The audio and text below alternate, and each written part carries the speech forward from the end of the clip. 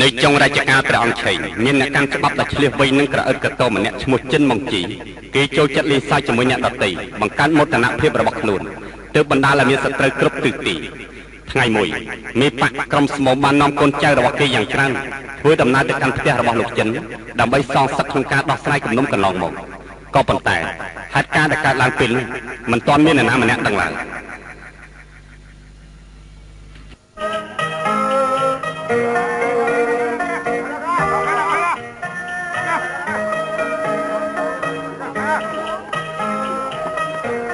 ចិនម៉ុងជីចាញ់ភ្លាមមកយើងត្រូវទៅទូទាត់បញ្ជីជាមួយឯង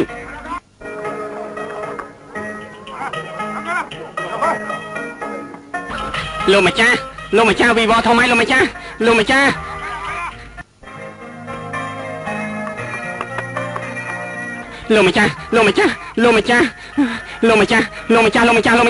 អូលោកបានណាយើងកំពុងតរងចាំអាយុឯងមកអស់លូតដល់មួយពីរលូតតែផាត់លូតផាត់មួយពីរលូតតែផាត់មួយពីរលូតតែផាត់កុំឲ្យតាក់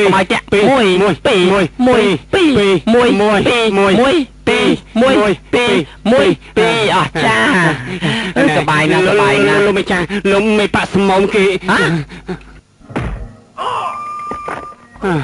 ទៅរកវិធីដោះស្រាយទៀតបានវាទៅតែអញ្ចឹងហើយដោយសារតែមុខរបរអាក្រក់ពេកបានជាយើងឲ្យមកជើងអញ្ចឹងក៏បើយើងឃើញមុខរបរឯងតទៅទៀតបើមិនអញ្ចឹងទេកុំថាលោកម្ចាស់ពិតជាឆ្លៀសវៃអស្ចារ្យមែនលោកម្ចាស់ពិតជាមនុស្សឆ្លៀសវៃអស្ចារ្យលោកម្ចាស់អស្ចារ្យកុំមកជួយយើងទៀតយើងរអៀខ្លួនណាឯងនេះបកកែខាងលើកជើងត្រូវហើយចិនម៉ុងជីឯងមានដឹងថាយើងជាឪពុកធររបស់ឯងឥឡូវយើងមករកឯងដែរទេឆាប់ចេញមកហប់ចេញមកជួបយើងភ្លាមមកឬមួយថាឯងមិនហ៊ានចេញមកជួបយើងទេបើសិនជាឯងមិនចេញមកទេយើងនឹងកំទេចភ្នោតដូនតារបស់ឯងចោលភ្លាមណែលោកម្ចាស់សូម្បីតែចឹងក៏យើងយកទៅកាន់ធ្វើជាម្សៅដែរចេញមកហេ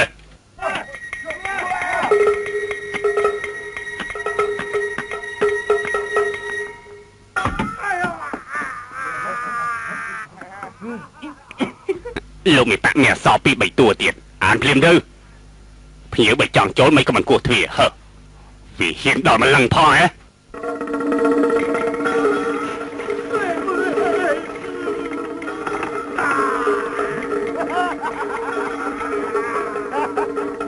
លោកមេប៉ាក់ចិនម៉ុងជីឯងស្ដាប់ឲ្យច្បាស់ណាយើងរាប់ពី1ដល់3បើសិនជាឯងមិនលើកទង់ជីសចុះចាញ់យើងទេយើងនឹងសម្រុកចូលទីនេះភ្លាមមែនទេត្រៀមខ្លួនដែរយើងមិនជារឿងលេងសើចទេបើអញ្ចឹងគួរធ្វើយ៉ាងម៉េចទៅ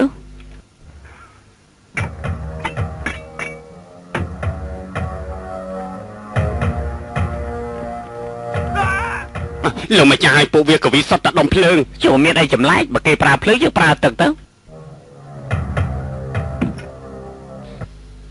មួយ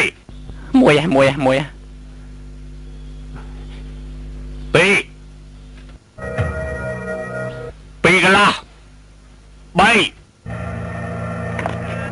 ពួកឯងក៏បង្ខំយើងសោះបើមិនចឹងទេយើងសម្រាប់គេចោលលោកមេប៉ាជួយខ្ញុំផងលោកមេប៉ាឯងមិនចាំបែកបោកប្រាស់យើងទេណែពួកយើងទាំងអស់គ្នាជះទឹកលេមកភ្លាម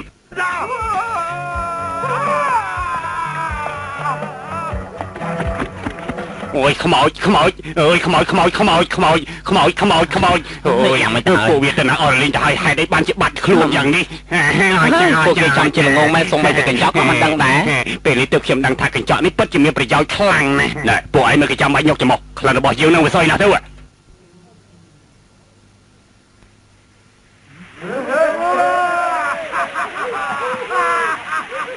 ចិនមកជីជាម្នាក់ស្មានចាណាសូមបើជាតាក៏ជួយយើងដើម្បីលៀងជំរះកាយរបស់យើងដែរហាវ៉ាបាភ្លៀងឲ្យខ្លាំងមកភ្លៀងឲ្យខ្លាំងថែមទៀតហើយរបស់ហុករបស់មើលបើខាងណៃទៅមើលគេថាអំពើហិង្សាមិនអាចដោះស្រាយបញ្ហាបានទេហើយនេះហើយបានជាយើងចេញមុខជួយដោះស្រាយលោកនឹងណាដឹងទេជាគ្រាន់តែយកទឹកនោមបាញ់ឲ្យលោកតែប៉ុណ្ណោះទេយើងថែមទៀតបើត្រូវការទៀតបាញ់ឲ្យខ្លាំងជាងនេះទៅ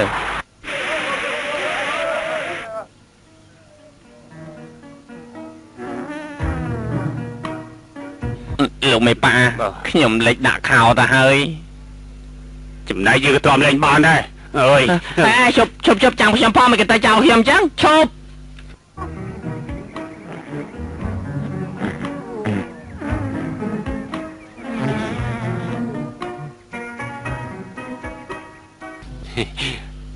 ពួកគេរៀកដោយសារតែខ្ញុំប្រើថ្នាំបញ្ចុះនៅក្នុងទឹកនោមធ្វើអញ្ចឹងទៅសំមកពួកវាព្រះជាវិចារអើយពិតជាគួរអាណិតខ្លាំងគួរអាណិតមែនតើហើយបានជាលាចាលោកនេះយ៉ាងចិត្តព្រះជាវិចារ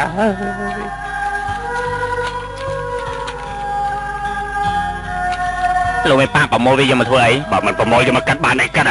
អញ្ចឹង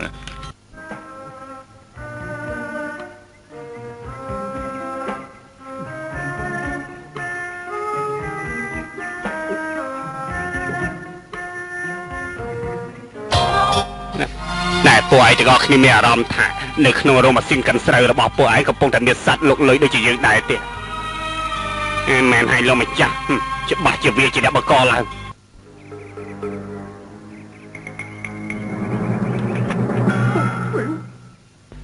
កុំខ្លាចឲ្យគ្មានលំមុខជាប់ទេមានតែអសរតែប៉ុណ្ណោះមើលភ្លាមទៅមេស្មោកំរក់ហងថៃហ្វាត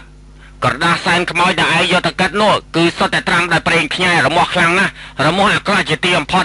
នៅពេលដែលឯងអេសកាន់តែខ្លាំងរមាស់កាន់តែខ្លាំងពួកឯងអេសរហូតទៅដល់ចេញឈាមពួកឯងគ្មានមធ្យោបាយណាដើម្បីព្យាបាលវាបានទេគឺឯងត្រូវតែអេសរហូតរបាយអត់ហៅផងមិនក៏លឺខ្លាំងម្ល៉េះឬមួយថាឯងមានកម្លាំងធៀបនេះគឺជាអាចកំបាំងមួយដែលពួកឯងមិនអាចដឹងយើងនិយាយតាមមីក្រូណាយ៉ាងម៉េចរបស់ខ្លាំងណាស់ទេអើយរមាស់ណាលោកអើយរមាស់ណាកុំអេសសោះកុំអេសប្រឹងព្រៀប1 2 3好羊呀好羊呀好羊呀好羊呀啦啦啦啦啦啦快点出点无赖招លោកម្ចាស់នេះគឺជាក្រមួនបន្សាបអរគុណច្រើនណៃទេ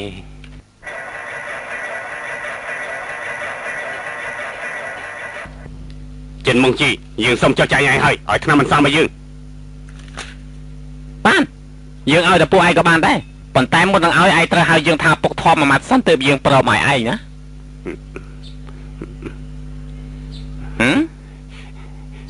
ពុក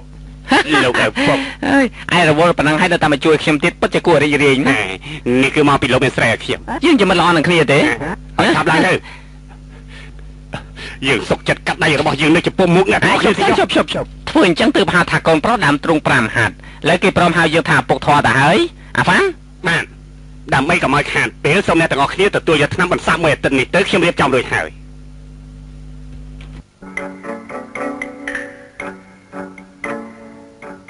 កុំតិចប្រាក់កុំទៅខ្វល់ថាកុំតិចមាសកុំតិចប្រាក់ស្អីនាំគ្នាយកទៅលាបកន្លែងរមាស់ភ្លាមទៅឆាប់ឡើងគ្រាន់តែប្រាភ្លាមយកទៅលាបភ្លាមមិនខ្លាចពួកយើងបោកប្រាស់ទេយ៉ាងម៉េចធ្វើអញ្ចឹងស័ក្តិសមជាអ្នកក្លាហានណាយើងពេញចិត្តអាហ្វានបានលោកម្ចាស់របស់យើងគាត់និយាយលេងទេក៏ប៉ុន្តែអ្នកទាំងអស់គ្នាត្រូវទិញមើមឈិនបៃចំនួន3តម្លឹងទឹកកាហៅ3តម្លឹងមកចែកជា4ចំណែកស្ងោរទឹក3យកទឹក1រួចហើយដាក់ក្នុងស្លាបពេលបន្ទាប់មកចាក់ចូលទៅក្នុងរន្ធគូតវានឹងកម្ចាត់មេរោគនោះភ្លាម7ថ្ងៃក្រោយវាប្រកាសជាលេរបស់ខ្ញុំហ៊ានធានាក្រោកឡើងមកហើយលបងធ្វើអញ្ចឹងស័ក្តិសមជាអ្នកក្លាហានដែលគួរឲ្យគោរពណាជ្រើសរើសធ្វើជាមេបកមិនខុសទេហើយយើងទាំងពីរនាក់ក៏មិនគួរធ្វើជាសត្រូវនឹងគ្នាដែរឥឡូវនេះហុងកុងកៅលុននិងទឹកដីផ្សេងទៀតកំពុងតែត្រូវសត្រូវឈ្លានពានហើយដូច្នេះយើងគួរទៅរួបរวมសាមគ្គីគ្នាដើម្បីការពារទឹកដីរបស់យើងណាឥឡូវនេះខ្ញុំជូនលបំមកពេងទុកជាការរាប់អានគ្នាដល់ថ្ងៃក្រោយទៅចោះខ្ញុំសូមជើញលបំវិញជើញ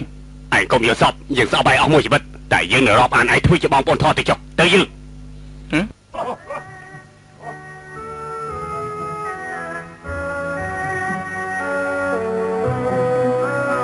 អាហ្វងបានលោកម្ចាស់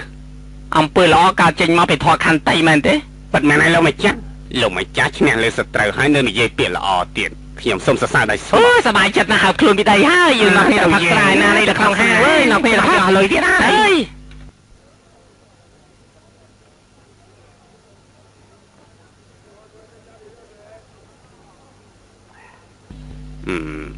លោកចិនហើយឥឡូវខ្ញុំសួរសំណួរលោកមួយទៅចុះឆ្មាខ្មៅគឺខ្មៅឆ្មាសគឺសគឺជាស្អី អូសំណួរនេះពិបាកឆ្លើយណាស់ លោកគឺជាខ្លាឃ្មុំនៅប្រទេសឥណ្ឌាមិនមែនជាឆ្មានោះទេ អូត្រូវហើយខ្ញុំក៏ចង់សួរមួយដែរមានពាក្យមួយវែអានឡាអត្ថាធិប្បាយខ្លីកំប៉ាត់នាំមុខដល់អក្សរ S រត់ត្រេះទៅខាងក្រៅចម្ងាយ1ម៉ាយតើអក្សរស្អីទៅអូយទុកពេលឲ្យខ្ញុំគិតបន្តិចតានទេហើយទោះជាគិតក៏គិតមិនឃើញដែរចម្លើយនោះគឺអក្សរស្មាយស្មាយប្រែជាភាសាយុទ្ធថាសើចអ្នកទាំងអស់គ្នាដឹងទេមែនហើយហើយពិតជាពិបាកឆ្លើយមែនដល់នេះជាពិធីជប់លៀងស្អីទៅពិធីប៉ុណ្ណឹងហើយលោកមិនហាមាត់សោះហើយធម្មតាទេខ្ញុំទុកមាត់គ្រាន់តែហូបបាយបើសិនជាខ្ញុំឆ្លៀសវៃមែនខ្ញុំមិនមែនមកអង្គុយនៅទីនេះទេមកហូបបាយហូបទៅមិនហូបទេតែគួរតែមែនបញ្ចេញកំណត់សិនកាត់ទេចាំថ្ងៃឲ្យទៅគួរតែបញ្ចេញកំណត់សិនទៅមកតែបដាងមកពួកយើងវិញមកពួកយើងចាំឆ្លើយគ្មានទេមិនទេ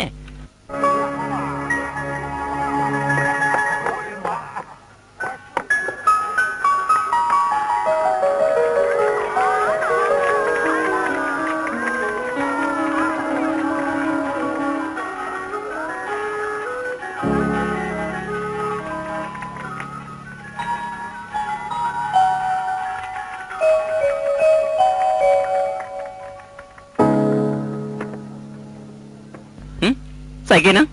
ហើយឮថាលោកជាមនុស្សប្រាជ្ញាឆ្លៀសវៃណាស់អ្វីដែលលោកនិយាយគឺមានប្រយោជន៍ហើយនេះឲ្យសុំលោកនិយាយពីវិមាទៅពួកយើងមានប្រាក់ហើយថែមទាំងមានរូបរាងសង្ហាទៀតអ្នកណាក៏ទទួលស្គាល់យ៉ាងណាពួកលោកពិតជាមានរូបរាងសង្ហាមែនប៉ិតមែនហើយមានលុយថែមទាំងរូបរាងសង្ហាក៏ប៉ុន្តែលោកមិនសូវដាច់ហើយនេះហើយបានជាយើងចង់បានយោបល់ល្អៗពីលោកខ្លះសុំលោកមានប្រសាទទៅមើលតាមពិតថ្ងៃនេះគឺជាថ្ងៃជប់លៀងយើងមិនគួរនិយាយពីរឿងរ៉ាវស៊ីផ្ដេសផ្ដាសទេការពិតវិញចឹងមែនហើយក៏ប៉ុន្តែលុយកាក់វាជារឿងផ្សេងលោកចិនណាខ្ញុំនិយាយការពិតទៅចុះពេលនេះមិត្តភាពនៅក្នុងខ្លួនពួកយើងវាមិនសូវមានទេពួកលោកពិតជាមនុស្សឆ្លៀសវៃមែន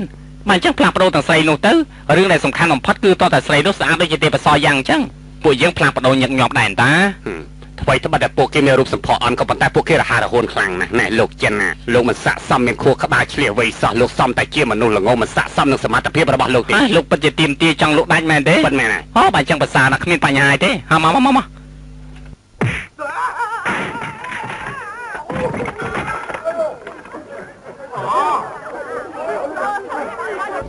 អូពិតជាមានភ្ញៀវច្រើនមែន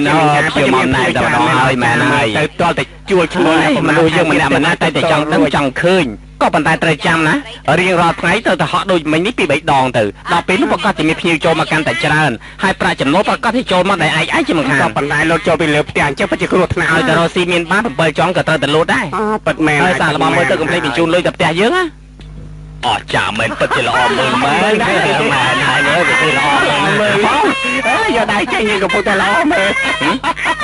អូយមើលវាយក៏ដែរមកក៏វាយចាអស់ចា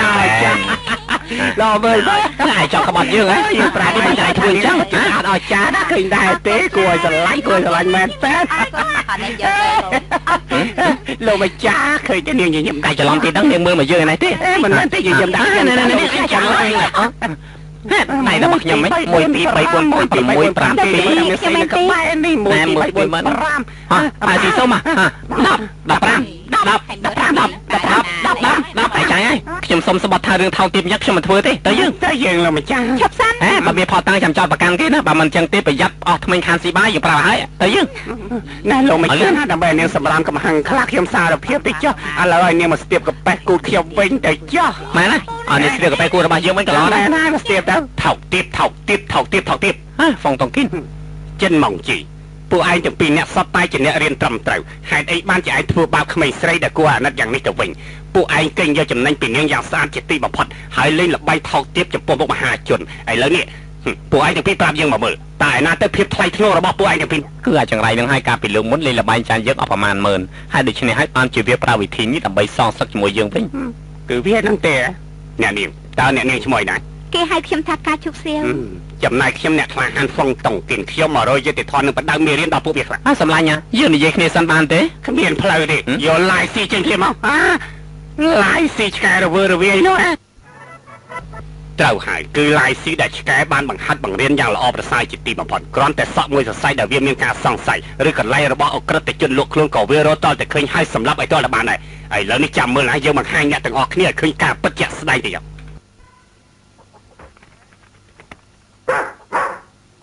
ប្រយុទ្ធ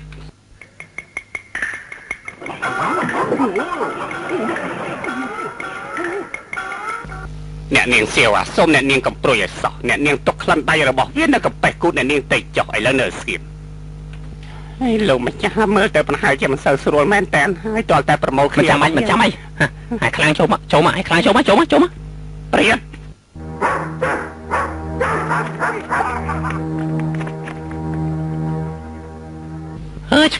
ឆ្កែឆ្លាតការពិតចូលចិត្តស៊ីនំប៉ាវស្នូលផ្អែមឯងឆ្លាតណាស់ខ្លា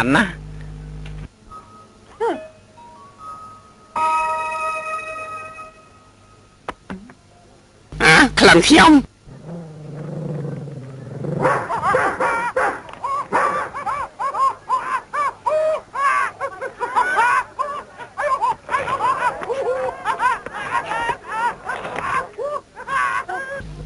នេះហើយគឺជាថាចោលស្រែចាប់ចោលតាមការពិតលោកតុងគីនេះហើយដែលជាអ្នកស្ទាបកាប៉េះគូតរបស់នាងសៀវនោះអ្នកនរគ្នាបានបង្ហាញហើយចា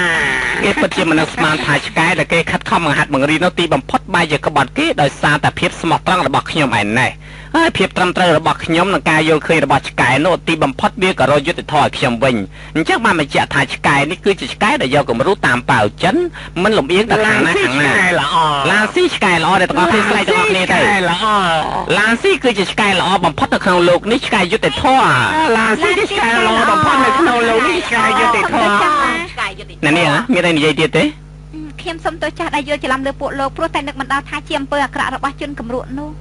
អញ្ចឹងបានន័យថានាងជាពាក់ខ្ញុំហើយមែនទេ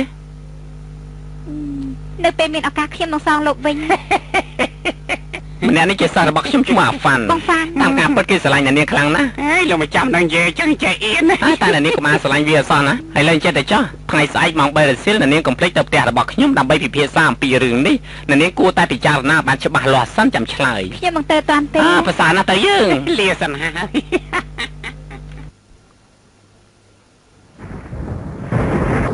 សួនច្បារគួនជួននៅទីក្រុងហុងកុង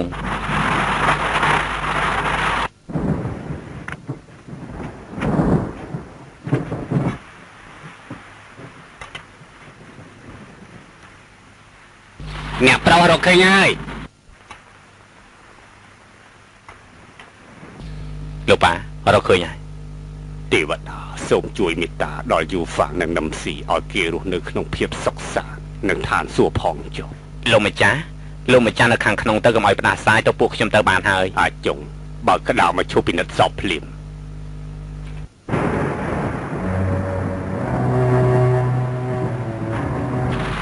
តើសាក់សពយ៉ាងម៉េចទៅហើយនៅមិនស្គាល់ទេលោកម្ចាស់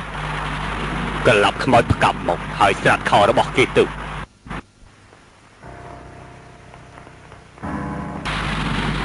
មានឃើញស្អីទេកំពេះគូតយ៉ាងម៉េចនៅលើកំពេះគូតរបស់គេមានស្នាមត្រេកោណប៉ាមានស្នាមដំបៅទេបើមាននោះគឺជាប្អូនប្រុសរបស់ឯងហើយ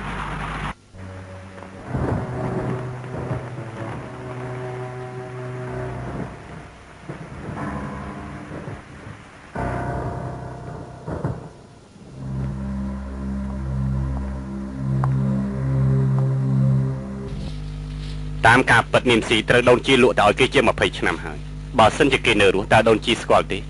លោកដឹងទេពេលសបាយក៏មើលឃើញរូបរាងពេលកើតទុក្ខក៏មើលឃើញរូបរាងអញ្ចឹងហើយខ្ញុំមិនអាចធានានូវភាពប្រែប្រួលរបស់គេបានទេ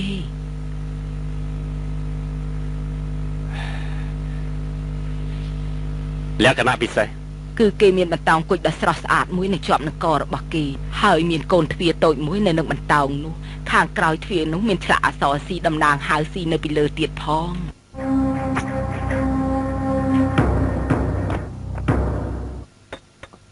លោកម្ចាស់ធ្វើអីហ្នឹងជួសជុលជញ្ជាំងលោកម្ចាស់ធ្វើអីនៅទីនេះចាំតែមើលទៅកុំសួរច្រើន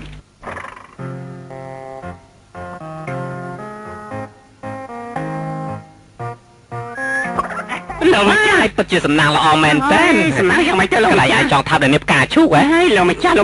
ពិតមែនហើយដល់ពេលដល់នេះមកដល់យើងឲ្យគេអញ្ជើញមកអង្គុយនៅទីនេះរួចហើយគេស្ទុះតែចាក់ទឹកតែភ្លាមតែម្ដងហើយដល់ពេលនោះប្រកាសជាសាជាម្ចាស់ពិតជាជួយហើយចាំតែមើលទៅគង់ទៅដឹងទេឈរស្អីទៀតឲ្យកុំឆាំអង្គុយទៅបាទអង្គុយ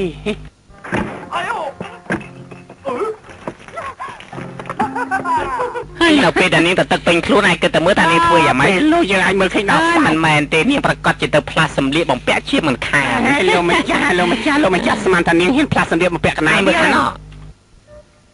ទ្វារនេះបាត់តែខ្លួនឯងដែលភាសាបរទេសហៅថាអូតូម៉ាទិកហើយដល់ពេលនោះទឹកក៏សម្រុកចេញតាមប្រហោងនេះដែរហើយតាមសភាវគតិរបស់មនុស្សនាងផ្កាឈូកច្បាស់ជាយកម្រាមដៃរបស់នាងទៅញប់ទឹកនោះហើយនៅក្នុងពេលជាមួយគ្នានោះដែរទឹកក៏បាញ់ចេញមកពីប្រហោងមកខាងទៀតនោះហើយនាងក៏យកម្រាមដៃមួយទៀតទៅញប់ជាប់នាងប្រកាសជាមិនដឹងថាមានប្រហោងមួយទៀតចោះចំពីមុខសម្រាប់មើលខ្លួនប្រាណរបស់នាងទាំងមូលដឹងទេអូចាលោកម្ចាស់ពិតជាឆ្លាតម៉ែហើយដល់ពេលនោះនាងផ្កាឈូកប្រកាសជាស្លន់ស្លោភ័យគិតតែពីស្រ័យឲ្យគេជួយហើយពេលនោះគ្មាននរណាម្នាក់ឮសូរសំឡេងនាងស្រែកទេហើយនៅពេលដែលនាងអាសន្នកាន់តែខ្លាំងនោះនាងប្រកាសជាយន្តដាតរបស់នាងទៅញក់រុនទី3ជាមិនខានហើយនៅពេលដែលដាតនាងលៀនចេញមកនោះយើងអាចយន្តដាតរបស់យើងធ្វើដូច្នេះ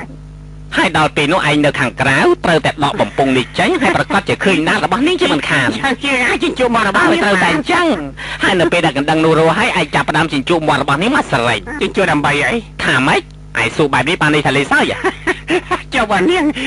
ងខាំបណ្ដារបស់ខ្ញុំជាប់គិតយ៉ាងម៉េចបណ្ដារបស់នាងឲ្យខ្លាំងទៅនាងប្រកាសជាមិនអាចខាំកើតទេលោកចាស់ពិតជាល្អណាស់ខ្ញុំស្ដាប់បញ្ជារបស់យើងណាខ្ញុំស្ដាប់លោកម្ចាស់យិនមកនេះហើយប្រាប់នាងនៅក្នុងបន្ទប់នេះកុំទៅណាឲ្យសោះនៅពេលដែលទឹកបាញ់ចេញពីប្រហោងនេះមកចំមាត់របស់នាងហើយត្រូវតែឲ្យនាងយន្តដាតជ្រូកនេះយកចូលក្នុងប្រហោងនេះហើយយល់ហើយនៅយល់ធ្វើភ្លាមទៅ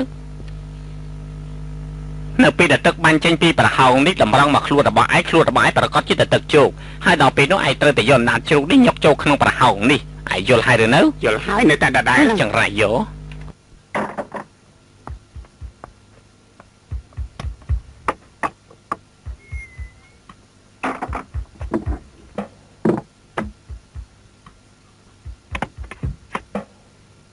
ខ្ញុំត្រូវតែរកមធ្យោបាយទី2នៅពេលដែលអាហ្វាន់កំពុងតែជញ្ជក់អណ្ដាតជ្រូកដែលអាយិនវាកាន់នោះខ្ញុំនៅទីនេះថាផ្កាឈូកតាមចិត្តមកសិនជានាងផ្កាឈូកប្រកាន់កំហុសនេះប្រកាសជាធ្លាក់ទៅលើអាហ្វុងដល់ពេលនោះនាងប្រកាសជាទះកំភ្លៀងអាហ្វុងពី3កំភ្លៀងហើយធ្លាក់ពី3ជើងទៀតហើយនៅពេលនោះនាងផ្កាឈូកប្រកាសជាពោបមកលើដើមទ្រូងរបស់ខ្ញុំហើយងាកមុខមករកខ្ញុំហើយដល់ពេលនោះខ្ញុំប្រកាសជា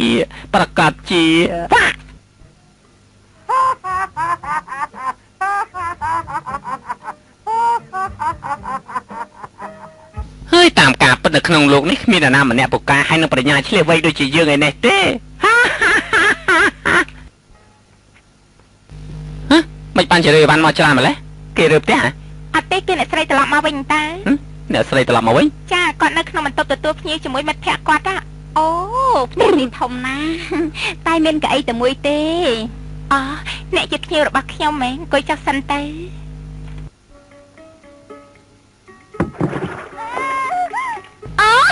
ទឹក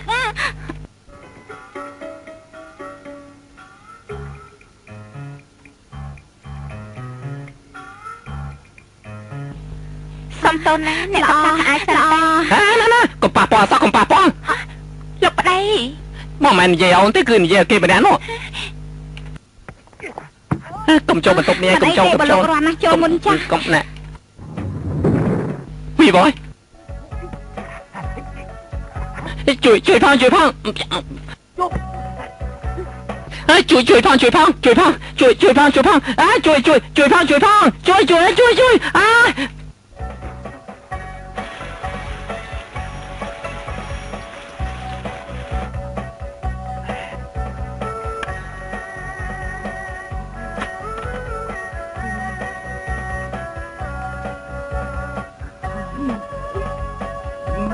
ួយខ្ញុំផងជួយខ្ញុំផង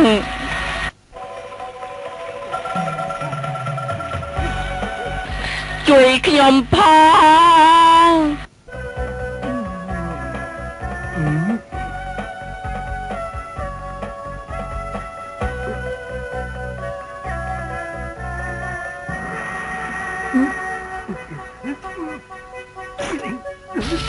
ជួយខ្ញុំផងជួយផងអើយជួយផងលោកម្ចាស់ជួយផង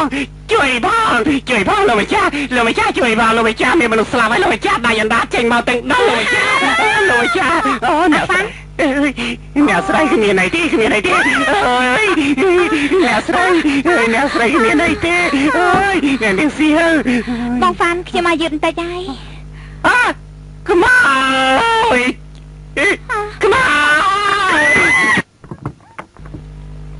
ណែមានរឿងអីណាមិនចាអើយច្បាស់ជាមានរឿងអីចេះជួយផង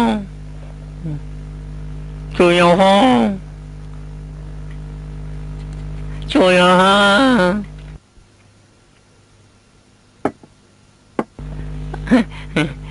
អូសម្លាញ់ហ៎ចាលោកប្តីអូនទៅរៀនច្បាប់នៅប្រទេសអង់គ្លេសហេតុអីបានជាឆាប់ត្រឡប់មកវិញខ្លាំងម្ល៉េះហ៎មកពីអូនចាស់របស់ភ្ញាក់ផ្អើលហ្នឹងណាពិតជាគួរភ្ញាក់ផ្អើលមែនអ្នកគ្នាហូបទៅនិយាយអញ្ចឹងហេតុអីក៏បងធ្វើឲ្យមានទឹកហូរហៀពេញផ្ទះបែបនេះហើយម្យ៉ាងទៀតពិនិត្យមើលទៅក្នុងផ្ទះសិតតែមានអន្ទាក់ពេញទាំងអស់តើបងមានពេលវេលាពិពណ៌នារឿងនេះឲ្យអូនស្ដាប់ផងបានទេមិនទាន់មានពេលទេចាំថ្ងៃក្រោយចាំនិយាយគ្នាតទៅទៀតអ្នកស្រីសូមអ្នកស្រីកុំច្រឡំឲ្យសោះនេះគឺមកពីលោកម្ចាស់ដឹងថាខ្ញុំមានបំណងអាក្រក់មិនសមរម្យទៅគាត់រៀបចំអន្ទាក់ទាំងអស់នេះឡើងដើម្បីឲ្យខ្ញុំមានឱកាសថើបជាជក់មកអ្នកនាងសៀវមកសប្បាយចិត្តកុំនិយាយច្រើនក៏ប៉ុន្តែលោកម្ចាស់រឿងអណាតជ្រូកមួយនេះខ្ញុំមិននៅជាដោះស្រាយយ៉ាងម៉េចនោះទេហើយកុំតែគិតច្រើនអ្នកគ្នាហូបទៅមកហូបទៅជាអស់ហើយត្រូវហើយតួឯងមានពេលនិយាយក៏ពួកយើងគ្មានពេលស្ដាប់ដែរអាហ្វាណាឯងបានជញ្ជក់អណាតជ្រូកនោះទេខ្ញុំទៅជួបហើយតាត្រូវហើយគឺយើងជាអ្នកឯងជួបតែលោកសន្យាថាខ្ញុំជាជួបរបស់អ្នកនាងសៀវនោះឯងតាតាមការពិតគឺយើងទេដែលត្រូវជួបណារបស់នាងនោះឯងគ្រាន់តែបានជាជួបណាជ្រូកវាគ្រប់គ្រាន់ពេកទៅហើយមកអញ្ចឹងតែយ៉ាងម៉េចខ្ញុំប្រាប់អ្នកទាំងអស់គ្នាទៅចុះជីវិតដែលក្តៅកគុកគឺជាជីវិតដែលពោពេញទៅដោយភាពអផ្សុកយើងគ្រាន់តែចង់សប្បាយបន្តិចបន្តួចការអផ្សុកក៏មិនបានដែរយ៉ាងម៉េចត្រឹមត្រូវណាស់ណងមិនចាំបាច់សរសើរពេកទេមិនបានយាយធ្វើមកអញ្ចឹងដែរយើងបើសិនយាយពិតជាស្រឡាញ់នាងដែលស្មោះមែនហេតុអីបានចាឯងមិនសុំនាងដោយត្រង់តែម្ដងទៅសុំទោសចាស់ចិនម៉ងជីលោកបានមានប្រពន្ធរួចហើយហ៊ានណាត់ខ្ញុំមកញ៉ាំបាយល្ងាចផងលោកមើលមនុស្សខុសហើយលោកមានគិតពីអារម្មណ៍ខ្ញុំទេឆ្លៀសវៃប៉ុណ្ណឹងមិនអស់ចាទេបាទនាងសៀវអើយវាងាយយល់ណាស់នាងស្ដីឲ្យគាត់មិនហ៊ានតព្រោះតែគាត់ចង់ថើបនាងរួចឯងបាយជាខឹងនឹងគាត់ទីអស់ថ្មីក៏ដល់ខាងស៊ីបាយអ្នកនាងសៀវអើខ្ញុំផ្សេងតិចអ្នកនាងសៀវចាំខ្ញុំផងអ្នកនាងសៀវអើយអ្នកនាងសៀវឲ្យយកហ្នឹងខ្លាំងណាស់ចាំខ្ញុំជូននាងទៅផ្ទះមិនបាច់ទេឲ្យខ្ញុំខ្ចីគោមនឹងបានហើយថ្ងៃក្រោយខ្ញុំយកមកជូនលោកថ្ងៃក្រោយអញ្ចឹងបាននេះថាយើងនឹងមានឱកាសជួបគ្នាទៀតមែនទេមិនចាំបាច់ទេខ្ញុំទុកគោមនេះក៏បានដែរខ្ញុំមិនអាចជាស្រីរបស់គាត់ទេព្រោះខ្ញុំមិនអាចយកឈ្នះផ្លូវចិត្តគាត់បានដូច្នេះហើយទើបខ្ញុំចង់រក្សាគោមនេះទុកជាអនុស្សាវរីយ៍អ្នកនាងសៀវមិនបានជាអ្នកនាងស្រឡាញ់ចបាយនាងខ្ញុំទៅវិញស្រីក្នុងលោកអ្នកណាក៏ចង់បានប្តីមានសមត្ថភាពខ្ពស់ដែរព្រោះគេអាចការពារនាងបានអ្នកនាងសៀវចុះបើសិនជាបរិះម្នាក់មានភាពក្លាហានតែមិនសូវឆ្លៀសវៃឲ្យស្រឡាញ់អ្នកនាងនោះតែអ្នកនាងយកព្រមនឹងគេដែរទេអ្នកនាងព្រមទទួលស្គាល់គេដែរឬមួយក៏អត់មនុស្សយើងតែចង់បានអ្វីដែលល្អបើខ្ញុំរកប្តីល្អមិនបានស៊ូនៅទំនេរវិញល្អជាងខ្ញុំត្រូវតែធ្វើឲ្យបានព្រោះនាងជាស្រីដែលមិនងាយរកបាននោះទេនាងជាមនុស្សឆ្លៀសវៃលោកបងហ្វានកូនប្រុសត្រូវមានចិត្តទូលាយដូច្នេះបងគួរតែបំភ្លេចរឿងស្នេហាចោលទៅហើយបងត្រូវតែប្រឈមមុខនឹងអនាគតរបស់ខ្លួនឯង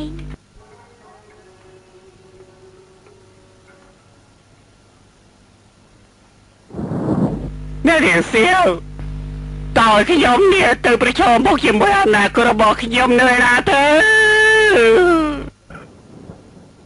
បងអាចចេញទៅបានហើយនៅ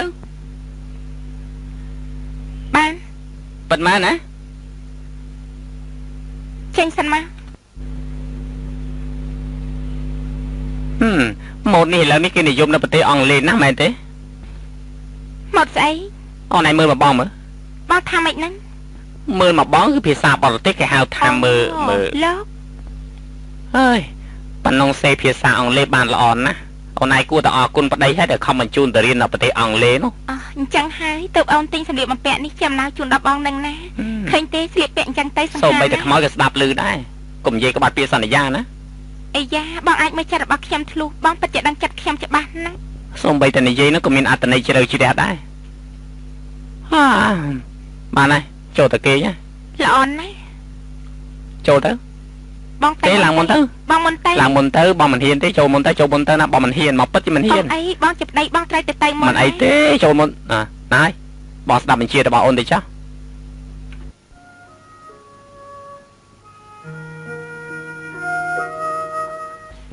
ហើយខ្ញុំស្មានតែប្តីខ្ញុំលែងស្រឡាញ់ខ្ញុំទៅហើយព្រោះគ្រាន់តែខ្ញុំទៅរៀនអង់គ្លេសមួយឆ្នាំពេលដែលនិយាយរកខ្ញុំក៏មិនដែលមើលមុខខ្ញុំសោះ អូ អញ្ចឹងហើយពេលដែលនិយាយរកគាត់ខ្ញុំក៏មិនខ្ចីមើលមុខគាត់ដែរអេអាហ្វាន់គាត់ថាបញ្ជូនខ្ញុំទៅរៀនច្បាប់តែខ្ញុំបែរជាទៅរៀនផ្សេងទៅវិញ ខាងអីទៅ មកដែរចេញថ្មី និយាយភាសាយើងច្បាស់បន្តិចមើល គឺដេប៉ាក់ណា អូយគិតទៅពិភពលោកឥឡូវនេះពិតជាមានការជឿនលឿនមែនសូម្បីតែខាងដេប៉ាក់ក៏ត្រូវឆ្លងទ្វីបទៅរៀនសូត្រដែរ អញ្ចឹងឯងគួរតែចេញទៅដើរស្គាល់ពិភពលោកខ្លះទៅ ល្អណាស់បើអ្នកស្រីចេញភ្លើងបញ្ជាបែបនេះទៅឲ្យក្នុងនាមជាកូនប្រុសត្រូវតែតស៊ូដើម្បីអនាគតរបស់ខ្លួនម្យ៉ាងទៀតទៅដើរបានស្គាល់ស្រុករបស់គេថាម៉េចអាចចង់ទៅហុងកុងហ៎មិនមែនហើយលោកម្ចាស់ហើយក៏ប៉ុន្តែច្បាប់នៃទីនោះមិនធូរដូចជាទីនេះទេនៅអង់គ្លេសក៏អញ្ចឹងដែរខ្ញុំមិនខ្វល់ទេកុំឲ្យតែយើងដើរទៅជាន់ក្បាលរបស់គេអូមិនចឹងប្រសើរហើយកុំរវល់នឹងខ្ញុំគ្រាន់តែលោកម្ចាស់ដោះស្រាយបញ្ហារបស់ខ្ញុំទៅបានហើយឯងថាម៉េចហ្នឹងប្រាក់ខែខ្ញុំបើកមុនហើយតាអត់តាន់ទេអំបញ្ញមិញនេះឯងនិយាយថាមិនឲ្យរវល់នឹងឯងទេល្អណាស់ពិតជានិយាយអញ្ចឹងមែនកុំភ្លេចពាក្យសម្ដីឯងសោះ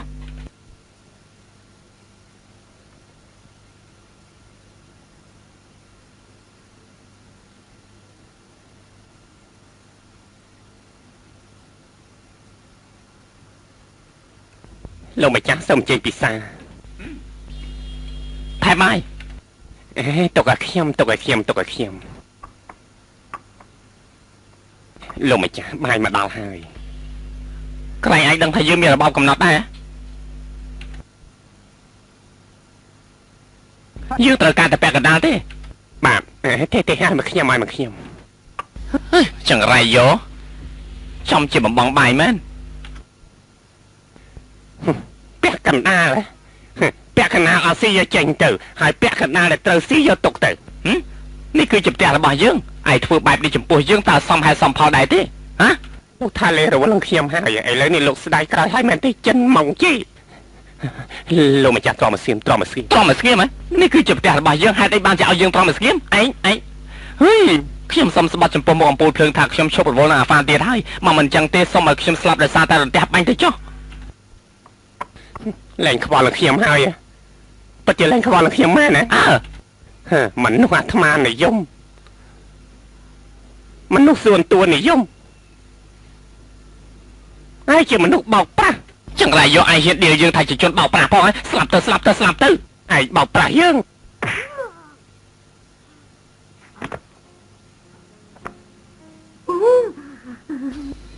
ណាលបងហ្វានលបងឆាប់គេខ្លួនចេញពីទីនេះភ្លាមទៅគេខ្លួនណាពិតមែនហើយអាយណាបាញ់ចឹងឲ្យយើងទៅពន្ធឯណាទៅខ្ញុំមិនមែនជាមនុស្សបោកប្រាស់ទេខ្ញុំមិនដែលបោកប្រាស់ទេខ្ញុំអត់មានបោកប្រាស់ទេ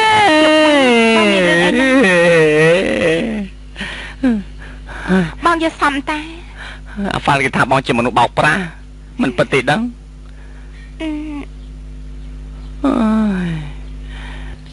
អើយបងនៅឯកោម្នាក់ឯងអញ្ចឹងភាសាអង់គ្លេសគេនិយាយថាម៉េច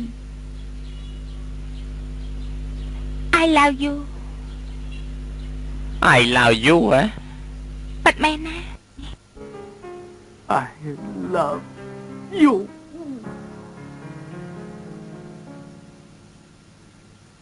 I love you I love you I love you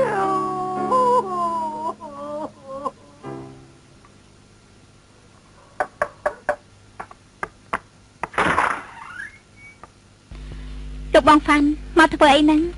អ្នកនាងសៀវចិនម៉ងជីគឺជាមនុស្សថោកទាបមែនខ្ញុំដើរតាមគេរាប់ឆ្នាំមកហើយតែគេនៅតែអាក្រក់នឹងខ្ញុំទៀត មានអីផ្សេងទេ ชอบสนនាងសៀវ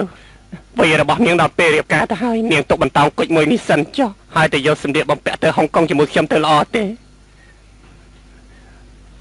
នាងអត់ទៅទេធ្វើដំណើរទៅហុងកុងមានផ្លូវវែងឆ្ងាយណាស់ទុកបន្តោងនេះចាប់ខ្លួនបងទៅក្រែងជួបចៅប្លន់មានរបស់មានតម្លៃបែបនេះវាមិនសម្លាប់បងទេយប់ជ្រៅណាស់ហើយបងចេញទៅចាស់ខំថែខ្លួនណា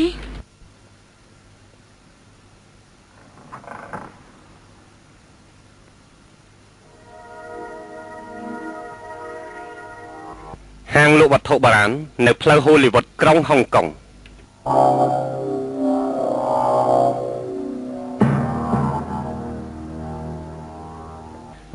អ្នកប្រុស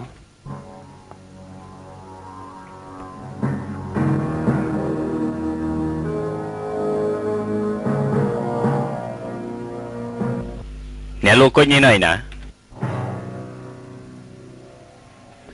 ក្លឹបនៅហុងកុង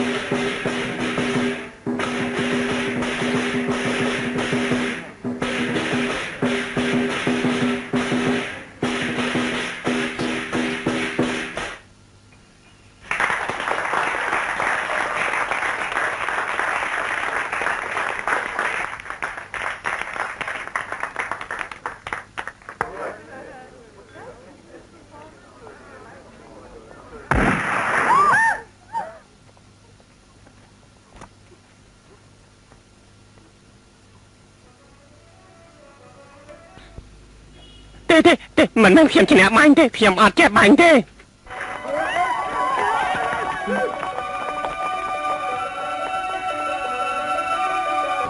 ហើ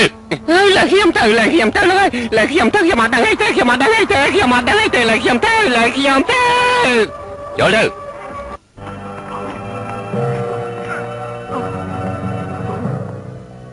ពួកបរទេសឯងគឺជាឃាតករ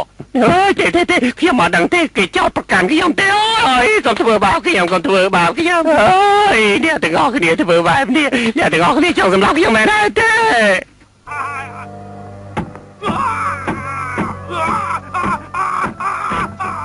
ម៉ែអើយប្រដាប់ខ្ញុំតិចទីអស់ហើយ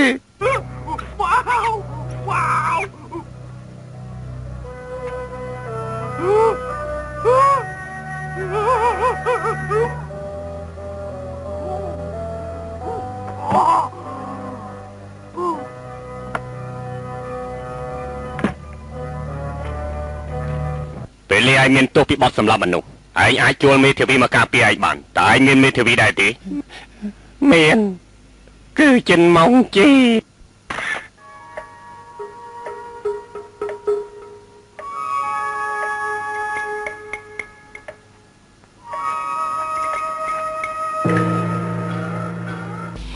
ចង្រៃយើ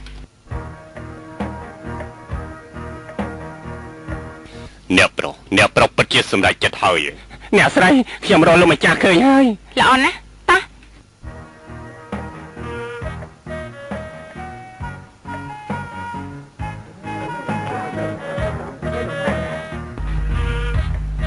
នៅពេលកោរួចក្បាលនឹងតងោលហើយសូមកុំស្ដាយក្រោយឲ្យសោះ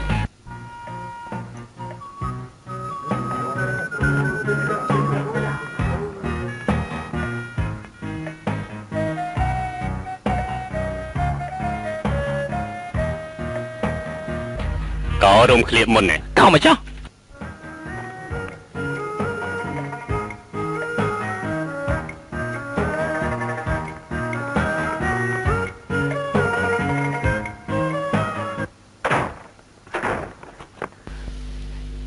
បើឆាប់ទៅហើយចៃវានៅក្នុងរោងឃ្លៀរបស់បងហើយនេះហើយទៅកោវាចេញដើម្បីបងមានសិទ្ធិសេរីភាពខ្លះផងអ្នកប្រុសចង់បន្តទៀតទេបន្តទៅលោកគ្រូអាហ្វាន់ត្រូវគេចោទថាសម្លាប់មនុស្សនៅហុងកុងថាម៉េចហ៎ បងទៅជួយគេឬក៏អត់ជួយយ៉ាងម៉េចបើបងមិនជួយគេនឹងសម្លាប់គាត់ហើយមនុស្សយើងជិះមិនផុតពីសេចក្តីស្លាប់ទេតែបងត្រូវទៅជួយគេទៅណាមិនកើតទេពីព្រោះថាទឹកដីហុងកុងគ្រប់គ្រងដោយជនជាតិអង់គ្លេសទៅហើយប្រទេសផ្ដាំមិនបានទេអេអូនធ្លាប់រៀនច្បាប់អង់គ្លេសដែរតាតាមមើលប្រហែលជាអូនអាចជួយគេបានបន្តិចបន្តួចដែរណាគ្មានផ្លូវទេកុំសង្ឃឹមមិនសោះបាននិយាយពីអូនមិនសមជាដៃគូរបស់បងទេ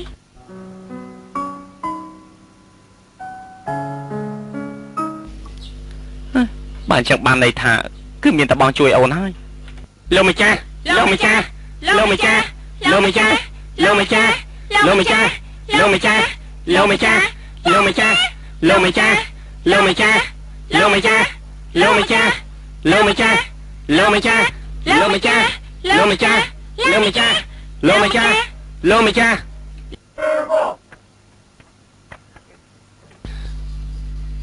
ដល់ម៉ោងបាយហើយចាំឡើងដល់ម៉ោងបាយហើយ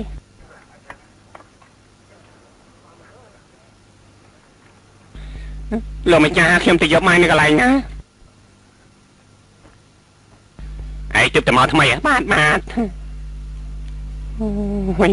ពិតជាឈ្ងុយអស្ចារ្យណា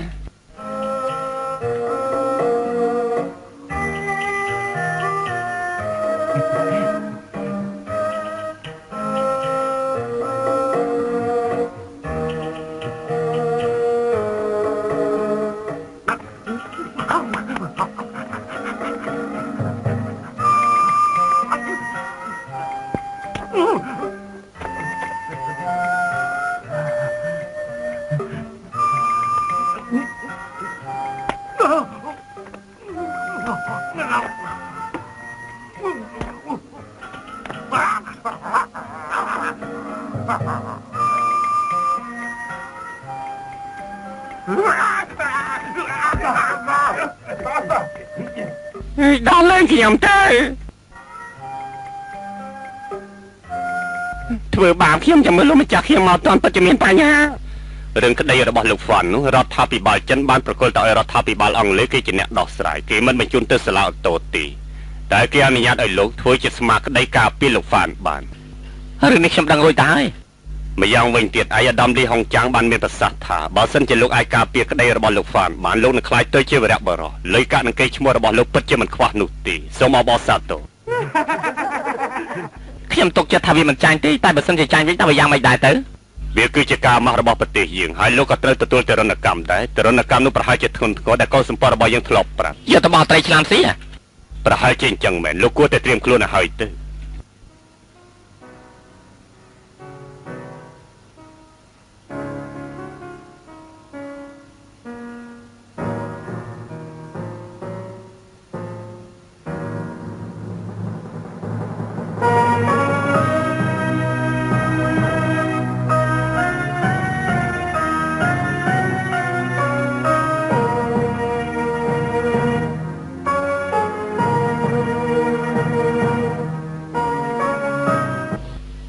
រឿងនេះវាយ៉ាងម៉េចខ្លះ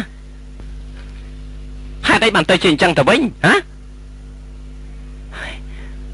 តើពេលនេះគាត់អីណាផ្ទះលេខ9ផ្លូវណាឋានហើយតាមការពិតឯងមិនគួរធ្វើបែបនេះទេឯងធ្វើបែបនេះខុសគេខុសឯងកាត់សងវាមិនសមនឹងតម្រង់មុខរបស់ឯងដឹងខ្លួនដែរទេហើយឯងកាត់សងអញ្ចឹងមនុស្សមិនសមជាមនុស្សខ្មោចមិនសមជាខ្មោចតែសមជាស្អីទៅវិញទៅឯងនិយាយទៅមុតតែសមជាស្អីហើយឯងនេះធ្វើអ្វីគ្មានការពិចារណាតតែសោះលោកម្ចាស់ខ្ញុំនឹងកំហើយសំឡូងម្ចាស់ក៏មិនទៅខ្ញុំទៀតថ្ងៃក្រោយខ្ញុំនឹងកាត់សបែបនេះទៀតហើយបានអង្គុយវិញទៅហើយឯងនិយាយរឿងរ៉ាវនេះតាំងពីដើមដល់ចប់ឲ្យយើងស្ដាប់បានថ្ងៃនោះខ្ញុំណាលេងតែម្នាក់ឯងនៅលើផ្លូវណាឋានស្រាប់តែដល់ផ្ទះលេខ9មានស្រីធាត់ម្នាក់បោយដៃហៅខ្ញុំថាអ្នកកំឡោយត្រូវការកាត់សក់ទេខ្ញុំយកតែ5កាត់ពីអ្នកកំឡោទេហើយយើងធ្លាប់បដៅឯងហើយថារបស់ដែលថោកវាមិនមែនជារបស់ល្អទេហេតុអីបានជាឯងបានហើយយើងវិញថ្ងៃនោះខ្ញុំទៅលោតមកសាយដេរ៉លដងនៅពេលខ្ញុំមកវិញស្រាប់តែមានមនុស្សយកបាវញាត់ក្បាលខ្ញុំពីក្រោយចោលហើយរុញខ្ញុំទៅផ្ទុកនឹងជញ្ជាំងខ្ញុំរើយ៉ាងណាក៏រើមិនរួចដែរស្រាប់តែវាស្រាតខោខ្ញុំហើយរុញខ្ញុំតូចជាប់អញ្ចឹងវាធ្វើបាបឯងដល់ម្លឹងបាទឈឺដែរទេអត់ទេបានអញ្ចឹងស្រួលហ៎អត់ទេខ្ញុំគ្រាន់តែមានអារម្មណ៍ថាពេលនោះកំប៉េះគូរបស់ខ្ញុំដូចជារៀងសើមតិចបន្តមកយ៉ាងម៉េចទៀត ពេលនោះខ្ញុំរើបំរាស់ម្ដងទៀតនៅពេលខ្ញុំរើបំរាស់រួចខ្ញុំក៏ឃើញមនុស្សម្នាក់យកកំភ្លើងមកភ្ជុំខ្ញុំណែឯងចង់ចាប់យើងរំលាក់មែនទេកុំប្រេះបណ្ដោយសណាកុំ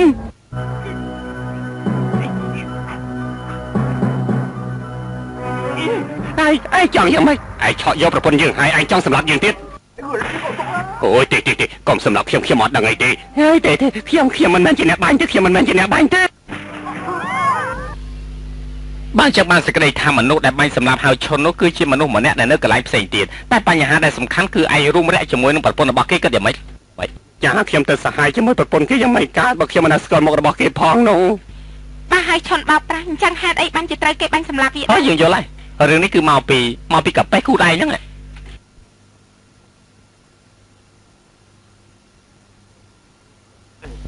មិនក៏មានខ្នើអីជ្រួញអញ្ចឹងខ្នើពីកំណើត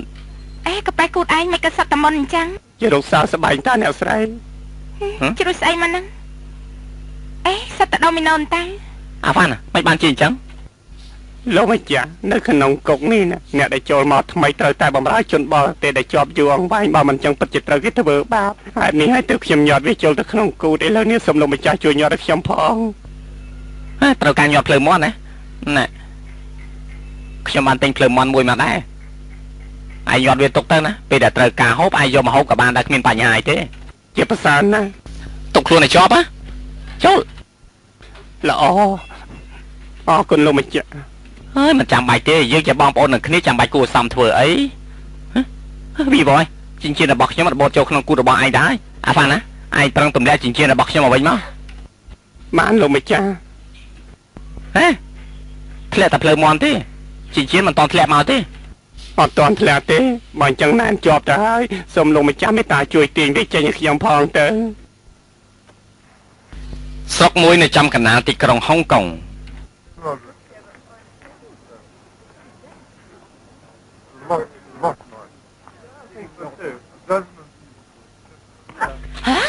ជួយផងជប់សិនអាចោយ៉ាងไรជប់សិនជប់ច្បាប់បានចែងថាទោះបីជាមិនចង់ខ្លាយទៅជាសមាជិកសាសនាក៏ដោយក៏យើងនៅតែស្វាគមន៍ឲ្យចូលរួមក្នុងគ្រួសាររបស់ព្រះដែរ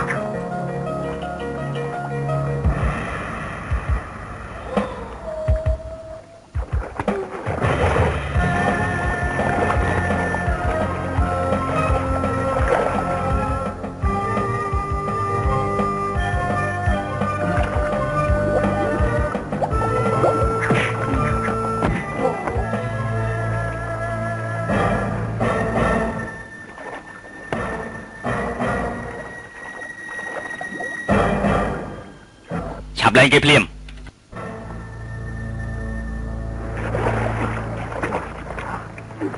ហើយសាសនាពិតជាលំអៀងមែនស្រីគេផ្ងាតែមួយផ្លែទេចំណែកប្រុសផ្កាប់ហើយយូរទៀតនៅក្នុងទឹកហ៎លោកចង់ធ្វើស្អីហ្នឹងកោប្រមាត់ឲ្យគាត់ហ៎គ្មានទេអូខ្ញុំអត់អីទេមើលខាងណោ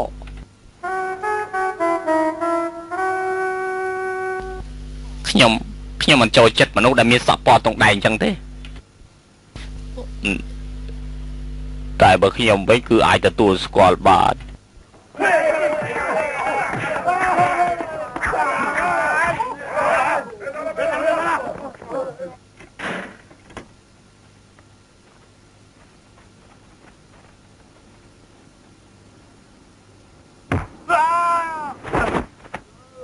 ចង្រៃយកឯងធ្វើបាបគេណាយកដូមីណូរបស់ឯងទៅវិញទៅមកយ៉ាងវិញទៀតងើបឡើងលេងម៉ាក់យ៉ងជាមួយយើងដោយមិនចាំបាច់ឲ្យគេរៀបឯងទេស្ដាប់បានហើយទេឆាប់ក្រោយថាម៉េចខ្ញុំមកគុណឲ្យបងហ្វុងមិនចាំបាច់គុណស្រ័យអីទេចិនម៉ុងជីគេពឹងពាក់យើងទៅហើយយើងត្រូវតែថែរក្សាឯងវាយវាខ្លាំងនេះ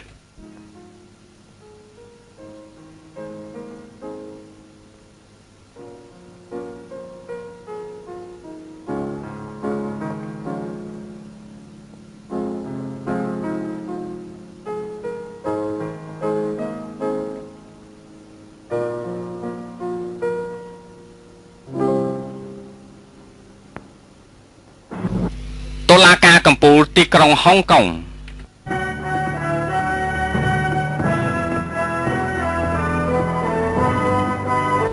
ក្រោកឈរ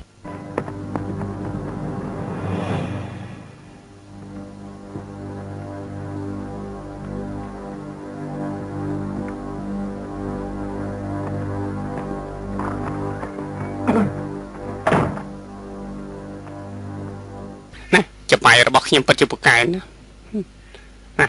ចបាយរបស់ខ្ញុំពូកែឯងដឹងដែរទេខ្ញុំសំណូមពរដល់គណៈវិនិច្ឆ័យដែលចូលរួមនេះសិនគឺលោកជាងទីសុងជាជនពិការដូច្នេះហើយខ្ញុំសូមឲ្យលោកដកខ្លួនចេញពីតំណែងគណៈវិនិច្ឆ័យនេះសូមជំទាស់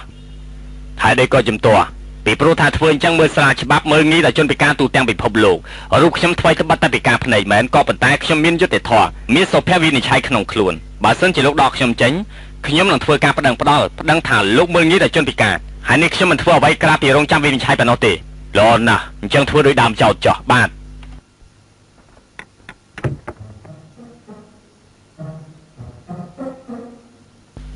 នៅទីនេះមានគណៈវិនិច្ឆ័យមានចៅក្រមតើអ្នកណាជាអ្នកទទួលខុសត្រូវទៅមែនហើយអូនស្មានថានេះគឺជាចម្លើយហ៎ល្អណាស់មេធាវីដើមចោតសូមឡើងមានយោបល់ប៉ុន្មានថ្ងៃនេះមានរឿងអាស្រូវដែលបង្កឡើងដោយជនអាក្រក់ម្នាក់អង្គុយពីមុខអស់លោកទាំងអស់គ្នាគេគឺជាឃាតករយ៉ាងសាហាវបំផុតសម្រាប់មនុស្សដោយសារតែកម្មតណ្ហាគេម្នាក់នោះគឺឈ្មោះហាហ្វាន់ប៉ុន្តែគេបានលួចតាក់ទងជាមួយនឹងប្រពន្ធជនរងគ្រោះហើយគេមានបំណងចង់យកអ្នកនាងយកធ្វើជាប្រពន្ធផ្ដាច់មុខរបស់គេហើយដូច្នេះហើយគេក៏បាញ់សម្លាប់ហៅឈុនតែម្ដងរីឯអ្នកនាងយកក៏ត្រូវបាត់ខ្លួនដែរហើយនេះហើយយើងមានហេតុផលបញ្ជាក់ថាអ្នកនាងយកក៏ត្រូវជន់ជាប់ចោតជាអ្នកសម្លាប់គេចោលដែរតាមការពិតព្រះយុត្តិធម៌ណាទីនេះគឺជាតុលាការហាក់ដូចជាកន្លែងព្រះជាម្ចាស់សម្រាប់រឿងក្តីអញ្ចឹងគឺយុត្តិធម៌ណាស់គ្មានការលំអៀងទេអូយនិយាយចេញទឹកមាត់ដូចទឹកភ្លៀងមេធាវីចុងចោតលោកតុលាការខ្ញុំសូមសួរគណៈវិនិច្ឆ័យពីសំណួរបានទេសំណួរស្អីសំណួរសំខាន់សួរតែចោះលោកគណៈវិនិច្ឆ័យបានលោកយល់ថាជនជាប់ចោតម្នាក់នេះជាមនុស្សសង្ហាសូមមេត្តាលើកដៃឡើងលើម្យ៉ាងទៀតអស់លោកទាំងអស់គ្នាបើសិនជាយល់ថាគេសង្ហាសូមអស់លោកទាំងអស់គ្នាមេត្តាលើកដៃឡើងលើអញ្ចឹងបើសិនជាអ្នកទាំងអស់គ្នាមើលថាគេជាមនុស្សអាក្រក់សូមមេត្តាលើកដៃតាមខ្ញុំបានទេ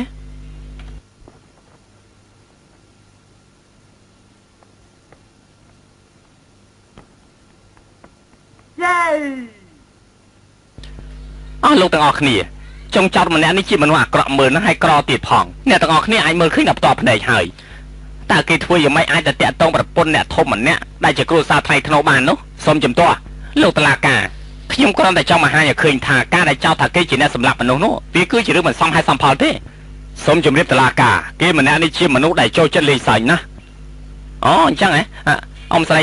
បើសិនជាចង់ចោទគេចាយចង់អ៊ំស្រីតើអ៊ំស្រីព្រមទេយល់ព្រមទេបើសិនជាគេឲ្យអ៊ំស្រី1000អ៊ំស្រីព្រមរួមរយៈជាមួយគេទេអូយរូបរាងប្រហែលគេនឹងឲ្យលុយ1000ណាថោកទៀតណាស់គ្មានផ្លូវអ៊ំស្រីអ៊ំគ្រាន់តែឆ្លើយនឹងសំណួររបស់គេទៅបានហើយមិនក៏ចាំឲ្យជេរខ្ញុំស្មានតែសារជេរខ្ញុំឲ្យអ៊ំស្រីគ្មានបានថាប្រយ័ត្នជេរខ្ញុំមែនតែយើងថ្លៃថ្នូរមនុស្សថោកទៀតជឿនលេងដូចឯងសំតែងាប់ក្នុងកុំអ៊ំស្រីហើយតែបានជេរខ្ញុំគ្រប់អ៊ំស្រីមកស្បែកជើងងាប់ហើយហ្នឹងអ៊ំស្រីយើងបានយកអ៊ំស្រីជេរខ្ញុំរៃហើយថោកទៀតសូមស្ងាត់លោកតុលាការលោកបានឃើញស្រាប់ហើយសូមបីតអ៊ំស្រីចាំម្នាក់នេះក៏ខ្ពើមគេម្នាក់នេះដែរលោកតុលាការជនជាប់ចោតម្នាក់នេះពិតជាមានចេតនាសម្លាប់មនុស្សហើយនេះហើយបានជាលោកមេធាវីចុងចោតហើយឈប់សិនលោកទៀតត្រូវឈប់នោះម្យ៉ាងវិញទៀតស្ដាប់ខ្ញុំនិយាយសិនបើសិនជាគេចង់សម្លាប់ហៅឈុនគេសម្លាប់នៅកន្លែងផ្សេងបាត់ទៅហើយមិនមែនសម្លាប់កន្លែងធ្វើការអញ្ចឹងទេបើអញ្ចឹងហេតុនេះបានជាហៅឈុនស្លាប់ខ្ញុំក៏មិនដឹងដែរលោកសាគិតខ្លួនឯងទៅមើលដោយសារតែហៅឈុនគេចង់រំលោភអាហ្វាន់តែមិនបានសម្រេចហេតុនេះហើយគេក៏សម្លាប់ខ្លួនឯងដើម្បីចោទលើអាហ្វាន់តែម្ដងទៅចិនម៉ុងជីនេះគឺជាតុលាការចក្រភពអង់គ្លេសមិនមែនជាតុលាការចិនរបស់ពួកលោកទេមិនដឹងថាលោកមកទីនេះធ្វើអីសោះបើសិនជាលោកមិនចេះច្បាប់ផងនោះត្រឡប់ទៅវិញទៅល្អជាងហើយរៀនបន្ថែមទៀតទោះជាមិនគិតពីកេរ្តិ៍ឈ្មោះរបស់លោកក៏ដោយក៏ត្រូវតែគិតគូរពីប្រទេសជាតិរបស់លោកនិងប្រជាជនលោកដែរ sorry ហាមាត់ឡើងពីណាក៏ចក្រភពអង់គ្លេសដែរដីហុងកុងថ្ងៃណាមួយគង់តែចិនយកវិញជាមិនខានទេដើម្បីអាហ្វាន់ទៀតថាអីបងណៃស្ងៀមទេត្រូវតែអញ្ចឹងត្រូវតែនៅស្ងៀម sorry សាស័យដើមចោតឡើងបកស្រាយ ខ្ញុំកំពុងតែលាងអង្គនៅក្នុងចង្ក្រានក៏លឺសូរស្នូកំភ្លើងហើយខ្ញុំក៏រត់ចេញមកលោកបានលឺស្អីខ្លះខ្ញុំឃើញមកជន់ដីសប៉ាបនៅលើដីហើយមានឈាមប្រឡាក់ពេញខ្លួនទាំងអស់បន្ទាប់មកខ្ញុំឃើញបងហ្វាន់យកកំភ្លើងទៅភ្ជង់គាត់បន្ទាប់មកទៀតក៏សាយហាហាហាហាហើយបន្ទាប់មកទៀតនោះខ្ញុំក៏មិនទៀតបន្ទាប់មកទៀតនោះពេលលោកខ្ញុំភ័យខ្លាំងពេកខ្ញុំក៏រត់ទៅទាស់លោកនិយាយកុហកពាក្យទាំងអស់នេះគ្មាននៅក្នុងកំណត់ហេតុរបស់ប៉ូលីសទេពិតជាគ្មានមែនមិនបានជាលោកឆ្លើយខុសកាលពីមុនសើស្អីដើមចោតលោកនិយាយត្រឡប់តលិនហើយនេះគឺមកពីខ្ញុំខ្លាចហៅហ្វាន់សងសឹកខ្ញុំក៏ឆ្លើយខុសការពិតទៅសំណួររបស់ខ្ញុំចប់ហើយលោកសួរម្ដងចុះសូមមេត្តាយកផតតាំងចេញមកសាស្អីកំភ្លើងនេះអាចបាញ់បានតែមួយគ្រាប់ប៉ុណ្ណោះទេបើចង់សម្លាប់មនុស្សម្នាក់ទៀតតើធ្វើយ៉ាងម៉េចអាចសម្លាប់បានទៅវាមិនមែនសម្លាប់ដោយកំភ្លើងទេអញ្ចឹងតែសាស្អីគឺកំបិតដូចជាកណ្ដៀវតែនិយាយថាម៉េចពិតជាអញ្ចឹងមែនណាគាត់ដេញតាមត្រង់សម្រាប់ខ្ញុំចង់ចិញ្ច្រាំសាច់ខ្ញុំឲ្យខ្ទេចគាត់តាមខ្ញុំជាប់ពេកធ្វើឲ្យខ្ញុំភ័យខ្លាំងណាស់គាត់វាយខ្ញុំរហូតវាយហើយវាយទៀតវាយពីឆ្វេងទៅស្ដាំពីស្ដាំទៅឆ្វេងវាយរហូតគឺវាយដៃដំបង3កណាត់ហ្នឹងចង់ចិញ្ច្រាំសាច់ខ្ញុំឲ្យខ្ទេចគាត់តាមខ្ញុំជាប់ពេកធ្វើឲ្យខ្ញុំភ័យខ្លាំងណាស់គាត់វាយខ្ញុំរហូតវាយហើយវាយទៀតវាយពីឆ្វេងទៅស្ដាំពីស្ដាំទៅឆ្វេងវាយរហូតគឺវាយដៃដំបង3កណាត់ហ្នឹងគេចង់ប្រើដើមមកគូនេះមកសម្លាប់ខ្ញុំភ័យខ្លាំងណាស់ក៏យំតែម្ដងហើយផោះតាំងនេះហេតុអីបានជាការពីមុនយើងមិនឃើញតតែសោះយ៉ាងអញ្ចឹងពីព្រោះថាយើងទើបតែរកឃើញសម្រាប់មនុស្សតែម្នាក់សោះហេតុអីក៏យ៉ាងបាច់ប្រើអាវុធច្រើនយ៉ាងនេះគេពិតជាមានផែនការសម្រាប់លោកហៅឈុនហើយគេថែមទាំងសម្រាប់អ្នកដែលបានឃើញហេតុការណ៍ដែលកើតឡើងទៀតផងអ្នកច្បាប់ខ្លែងខ្លាយមកកាយយើងឯងគង់តែងាប់ទៅជាខ្មោចទេឯងគ្រាន់តែពាក់មួកខ្លែងខ្លាយតែឯងគ្មានច្បាប់នៅក្នុងខ្លួនលោកតឡាកាគេចោទប្រកាន់ខ្ញុំផ្ដេសផ្ដាស់ហើយថែមទាំងយកស្បែកជើងគប់ខ្ញុំទៀតគេស្រែកគំរាមកំហែងខ្ញុំបង្ករឿងនៅក្នុងតុលាការសូមវិនិច្ឆ័យឯងចង់ធ្វើស្អីនោះកុំដើរចោទប្រកាន់គេផ្ដេសផ្ដាស់សោះខ្ញុំមិនដឹងអីទេស្បែកជើងរបស់ខ្ញុំណែណែតាណែរួចចុះស្បែកជើងរបស់នាងទុកធ្វើស្អីទៀតបើមកខ្ញុំអាហ្វាន់ចាត់ការគេតែម្ដងឲ្យចាប់ឡើង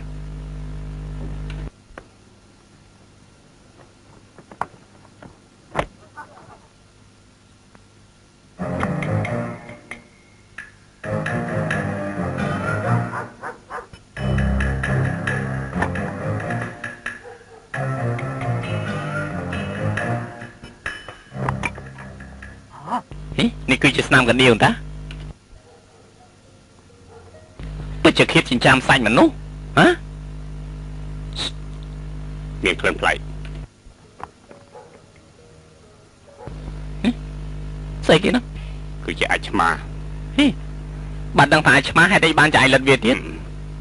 ពីព្រោះក្លិនរបស់វាមានសារៈសំខាន់ណាស់មិនបានជាដឹងថាមានសារៈសំខាន់ពីព្រោះនៅទីនេះមានក្លិន3យ៉ាងលបងបើអញ្ចឹងសូមលបងមេត្តាជួយហាត់ក្លិនស្បែកជើងខ្ញុំផងតើមើលចាំមកខាងទៀតនោះមកខាងនេះបន្លាអាចអត់ហើយឆាប់យកចេញភ្លាមមកលបងហាត់សាមើលតើវាយ៉ាងម៉េចដែរលបងឡូន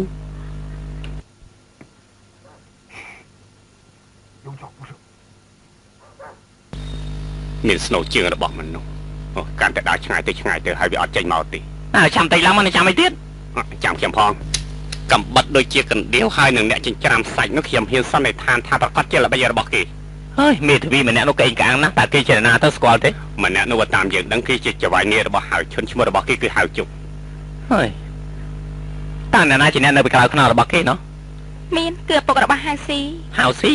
គាត់ជាពាណិជ្ជករដ៏ធំមួយហើយជាសមាជិកក្រុមប្រឹក្សាទៀតផងគាត់មានទ្រព្យសម្បត្តិច្រើនណាស់នៅប្រទេសលោកខាងលិចហៅស៊ីបានហៅស៊ីលើឈ្មោះនេះខ្ញុំហាក់ដូចជានឹកឃើញមែនទេប៉ុន្មានហើយពីព្រោះខ្ញុំចាំអាហ្វាន់គេតែងតែនិយាយពាក្យថាស៊ីគឺអក្សរឆ្លាតជាប់នៅលើបន្តោងដែលគេពាក់នោះ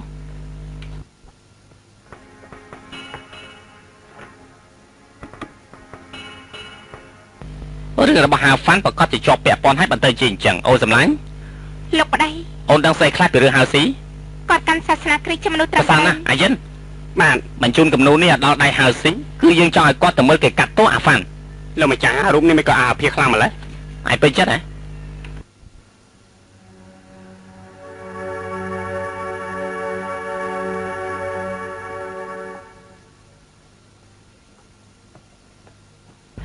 លបងលោណារឿងនេះខ្ញុំគឺសង្ឃឹមលើលបងហើយរឿងអី សាស័យទាំងអស់នោះប្រកាសជាត្រូវគេទិញទឹកចិត្តឬមួយក៏គម្រាមកំហែងហើយដូច្នេះហើយខ្ញុំចង់ឲ្យលបងចេញទៅរកពួកគេប្រើទរណកម្មលើពួកគេរហូតដល់ពួកគេសារភាពថាពួកគេត្រូវគេបង្ខំទេល្អមែនមិនបានយាយនឹកឃើញគឺខ្ញុំប្រើខួរក្បាលកុំអារម្មណ៍អីទុកចិត្តលើយើងចុះ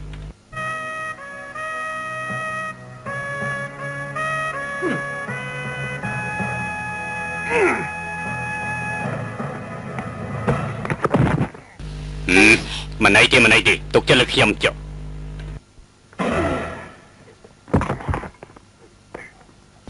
មិនអីទេទុកចិត្តលើខ្ញុំចោលអីទេមើលតែលបងលូនដូចជាមិនសូវមានអារម្មណ៍ល្អសោះលោកតាឡាកាខ្ញុំសំណុំពរក៏ហៅសាស័យចេញមកហើយបានសាស័យពីណាមកទៀតហើយគឺលោកប៉ារបស់ឯងហ្នឹងសុំជំទាស់ហើយបានចំណងប៉ារបស់យើងមកកុំចេះតែជំទាស់រហូតអញ្ចឹងនោះអញ្ចឹងឲ្យតុលាការធ្វើការមិញកើតទៅនាំខ្លួនហៅស៊ីចូលមកហៅលោកប៉ាឯងបន្តិចហើយណា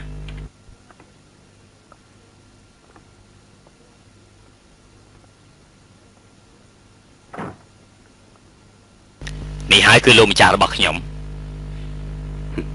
ចិនម៉ុងជីអរគុណដែលលោកម្ចាស់សហការសូមអញ្ជើញ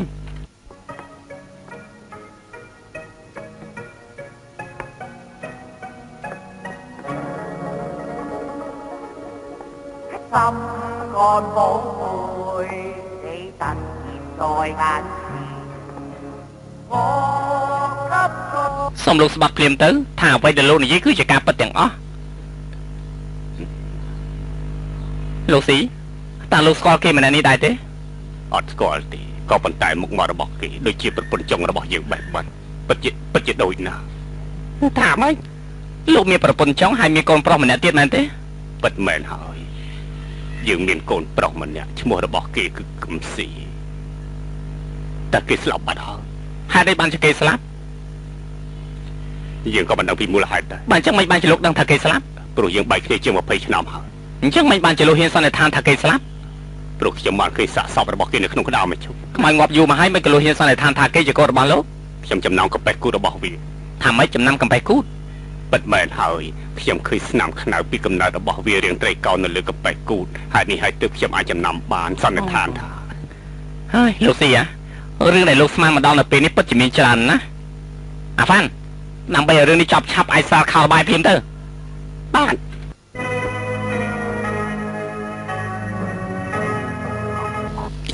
ចុះអាមួយដែលខ្ញុំឃើញនោះតើយ៉ាងម៉េចដែរលោកមានបានឃើញមុខរបស់គេណាសារសពដែលលោកបានឃើញនោះគឺជាសារសពខ្លាំងៗទេបើអញ្ចឹងម្នាក់នេះគឺជាកូនរបស់ខ្ញុំលោកបានជួបនឹងកូនរបស់លោកវិញខ្ញុំសូមអវ៉ាសានទៅគឹមស៊ីម៉ណែគឹមម៉ណែគឹមលោកស៊ីមិនបានជាលោកអួតឈាមអញ្ចឹងលោកស៊ីអ្នកទាំងអស់គ្នាឆាប់ជួយគាត់ផងលឿនណាយ៉ាងម៉េចដែរហ្នឹង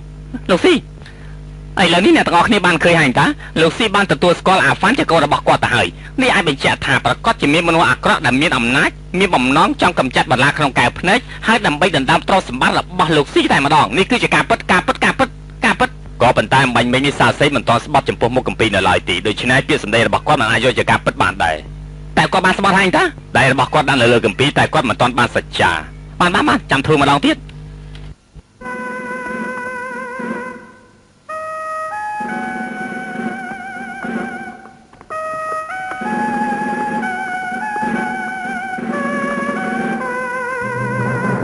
លោកតាឡាកាអ្វីត្បិតតែពេលនេះសាស័យស្លាប់បាត់ទៅហើយក៏ប៉ុន្តែមុនពេលដែលគេស្លាប់ពាក្យដែលគេនិយាយនោះគឺមិនអាចយកជាការពិតបានលោកមេធាវីកុំនិយាយផ្ដេសផ្ដាស់ប្រយ័ត្នមានបញ្ហាកើតឡើងណា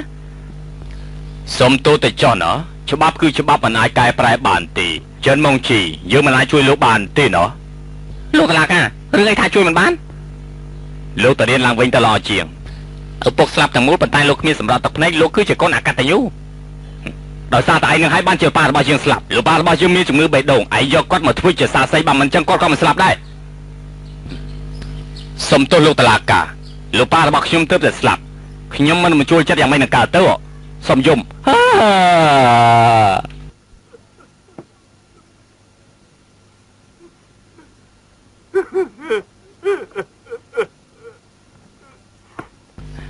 ងមើលស្អីការពិតឯងធ្វើពុតជាយំឯងនេះពិតជាខូចណា លោកតឡាការសុំលោកតឡាការមើលចោះគេធ្វើពុតនិយមទេការពិតគេគ្មានទឹកភ្នែកអីមួយដំណោះសោះអ្នកទាំងអស់គ្នាមើលចោះគេជាមនុស្សអាក្រក់គេគឺជាកូនអកតញ្ញូចង្រៃយកងាប់ទៅស្ងៀមស្ងាត់តឡាការសម្រាប់ថាអ្នកទាំងពីរកុំនៅលោឡាតទៅទៀតអីណាជិបសិនលោកតឡាការអនុញ្ញាតឲ្យខ្ញុំនិយាយពីវិមាសិនកាលពីដើមនៅក្នុងស្រុករបស់យើងនេះមានគ្រួសារអភិជនម្នាក់តកូលហៅមានកូនប្រុសម្នាក់ឈ្មោះចុងហៅចុងលោកម្ចាស់ហៅគាត់ចាស់ណាស់ទៅហើយហើយនេះហើយគាត់ត្រូវការកូនប្រុសម្នាក់ដើម្បីទទួលគេមរតកពីគាត់តែម្ដងក៏ប៉ុន្តែស្រាប់តែមានកូនប្រុសម្នាក់ទៀតលេចមុខគឺហៅហ្វាន់នេះតែម្ដងពេលនោះការចំណេញនន្ទាក៏កើតមានឡើងដូច្នេះហើយគេក៏បញ្ជូនដៃជើងរបស់គេឈ្មោះហៅឈុនឲ្យទៅសម្រាប់កូនប្រុសក្រោយនេះក៏ប៉ុន្តែហៅឈុនធ្វើមិនបានសម្រេចហើយដូច្នេះហើយគេក៏ឆ្លៀតពេលនេះសម្រាប់ហៅឈុនដើម្បីបំបិទមាត់តែម្ដងហើយគេក៏យកកំហុសនេះទាំងប្រមាណទម្លាក់ទៅលើហៅហ្វាន់ដើម្បីឲ្យហៅហ្វាន់ជាប់គុកគេធ្វើយ៉ាងនេះគឺជាមនុស្សអាក្រក់ជួចិត្តជាទីបំផុតដែលហ៊ានសម្លាប់សាច់ឈាមរបស់ខ្លួនឯងយ៉ាងមិនទៅឲ្យលោកមេធាវីដាមចោតសម្ដីរបស់ខ្ញុំគឺជាសម្ដីត្រឹមត្រូវដែរទេ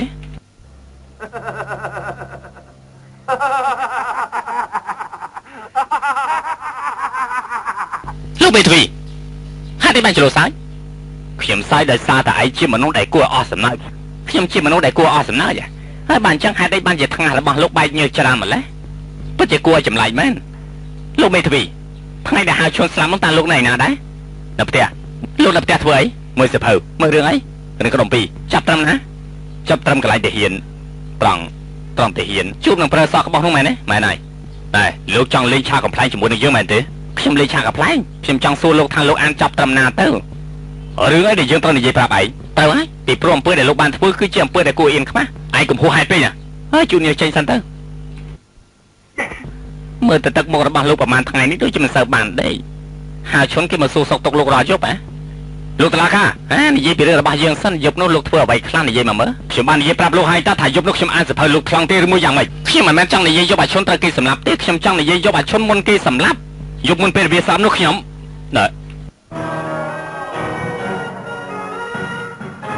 អស់ចាល្អណាស់ឯងត្រូវចាប់ហើយ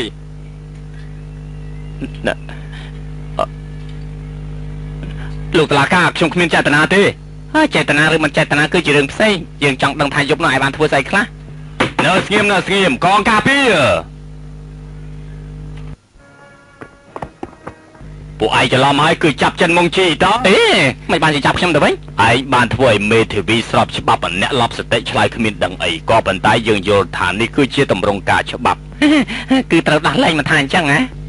ឯងត្រូវជាប់ចាប់ពីបទមើលងាយតុលាការដូច្នេះតុលាការសម្រេចចិត្តកាត់ទោសឯងដាក់គុកចំនួន1ថ្ងៃចាប់ពីម៉ោង0នេះតទៅ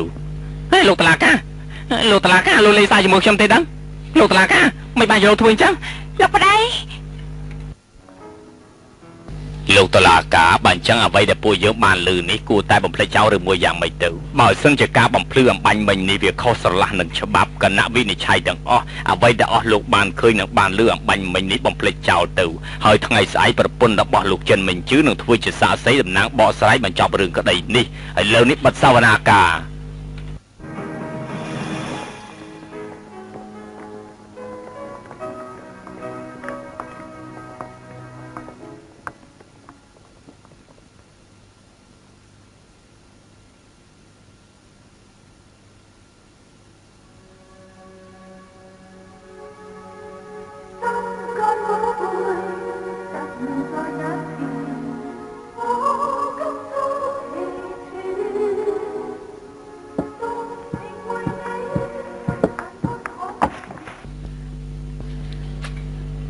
លោកបងហ្វាន់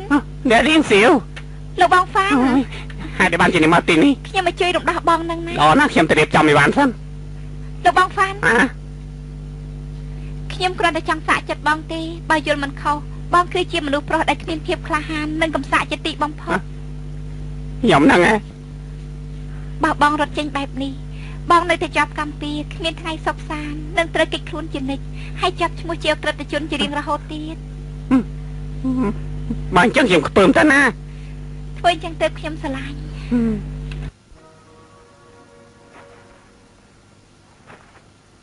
អញតាបងហ្វានមានគេមកមើលអ្នកនាងសៀវបងកាត់សក់នៅណាហ្នឹង ទះលេខ9ផ្លូវណាឋានក៏ប៉ុន្តែក៏មករំខ្ញុំមិនរត់ទេព្រោះបើសិនជាខ្ញុំរត់ខ្ញុំមិនមែនជាកូនប្រុសដែលមានភាពក្លាហានហើយខ្ញុំរត់ទៅនោះខ្ញុំគ្មានភាពសុខសាន្តនឹងជាប់ឈ្មោះជាជនអក្រិតទៀតផងខ្ញុំដាច់ខាតខ្ញុំមិនរត់ខ្ញុំមកនេះគឺដើម្បីលើកទឹកចិត្តដល់បងមិនអាចចាញ់រឿងក្តីនេះឡើយពីព្រោះគេឈ្មោះរបស់បងល្បីល្បាញណាស់ពេលនេះទើបខ្ញុំដឹងថាបងគឺពិតជាវីរៈបុរសរវើរវាយនិងក្លាហានមែនខ្ញុំជឿថាបងស្មោះត្រង់ណាស់ខ្ញុំនឹងរងចាំបងជាល្អនិយាយបានល្អមែនប៉ុន្តែណានិយាយបានល្អណាស់អូនសៀវអូនត្រូវរងចាំបងណាស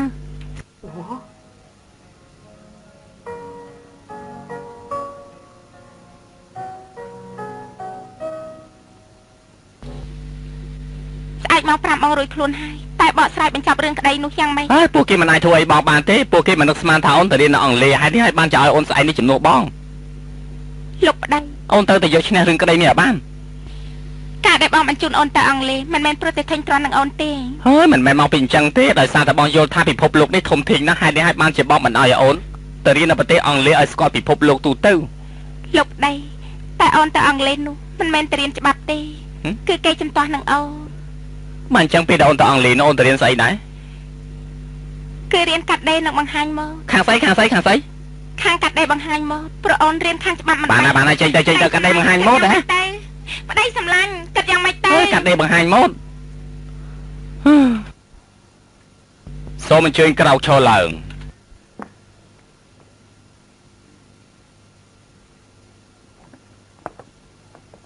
មេធាវីដើមចោតឡើងដោះស្រាយបញ្ហាបញ្ចប់ទៅ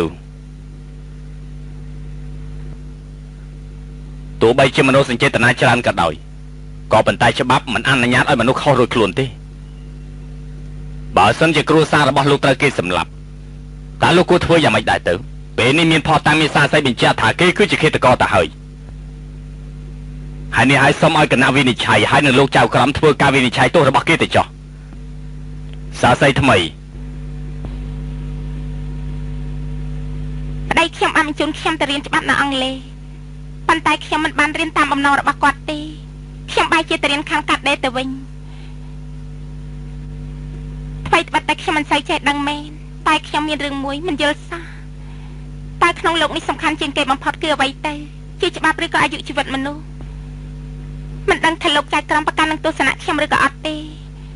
តែនាងខ្ញុំយល់ថាលោកសិក្សាពីផ្លូវច្បាប់នេះច្រើនហើយទីបំផុតគ្មានបានអ្វីទាំងអស់ដោយប្តីនាងខ្ញុំអញ្ចឹងឯនាងខ្ញុំក៏មិនដែររៀនច្បាប់ដែរតែនាងខ្ញុំអាចមើលដឹងពីខុសនិងត្រូវនាងខ្ញុំពេញចិត្តនឹងប្តីនាងខ្ញុំណាស់នាងខ្ញុំស្រឡាញ់គាត់ណាស់គណៈវិនិច្ឆ័យទាំងអស់ខ្ញុំជឿថាអស់លោកទាំងអស់គ្នាប្រកាសជាមិនល្ងងនោះទេតែបើអស់លោកមិនចេះដឹងទេនោះនិយាយយ៉ាងណាក៏អត់ប្រយោជន៍ដែរនាងខ្ញុំសូមអរគុណហើយ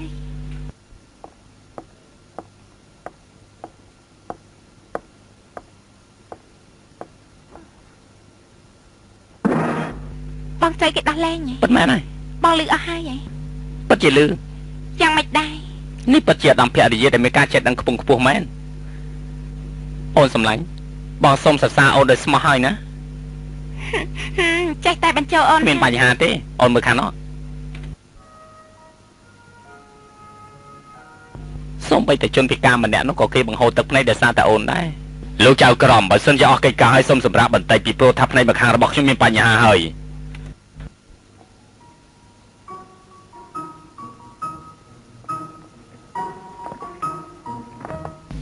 គណៈវិនិច្ឆ័យតើអស់លោកសម្រាប់យ៉ាងណាហើយរួចឲ្យលោកចៅក្រមយកតាមមតិភាគច្រើនបានលោកចៅក្រម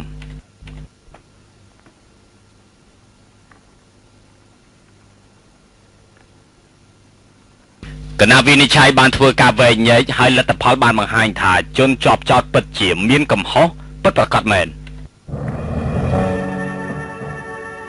យោងតាមច្បាប់ជនជាប់ចោតត្រូវទទួលទោសព្យួរក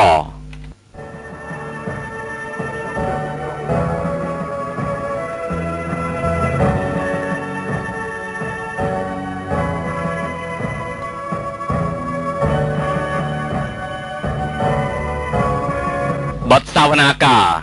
បាត់សាវនាការ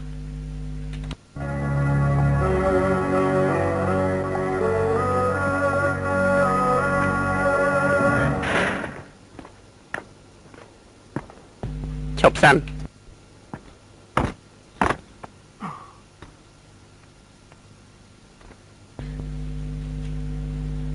អរគុណដែលលោកថែរក្សាខ្ញុំកន្លងមក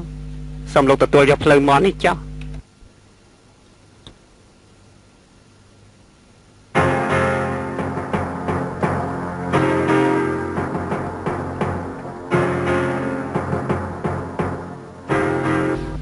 បដិជគុណ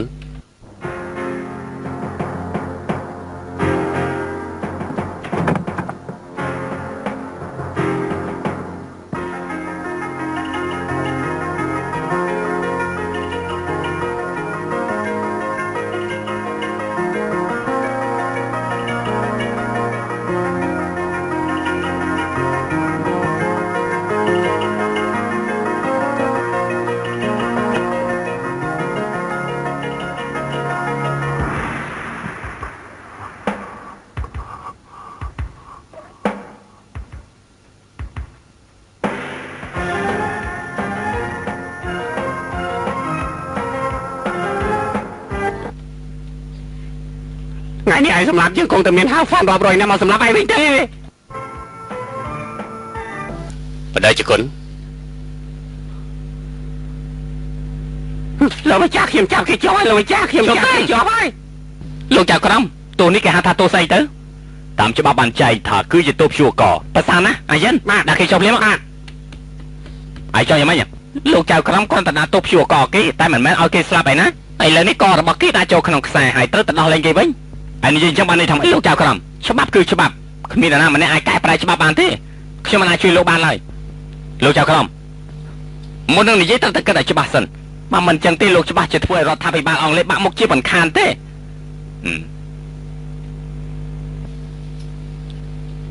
យើងសម្រេចថាកាត់ក្តីម្ដងទៀតហើយដាក់គេចុះភ្លាមមកបាទឈួតអស់ហើយមែនទេថយចេញថយ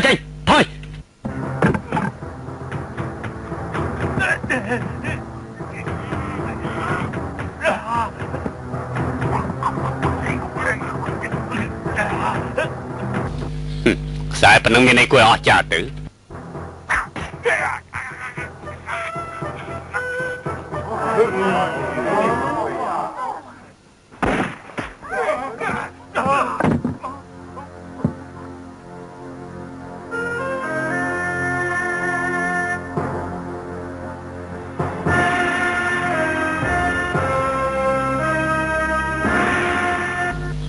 ឥឡូវនេះតុលាការបានសម្រេចថាហៅហ្វានត្រូវមានសេរីភាពចាប់ពីពេលនេះតទៅ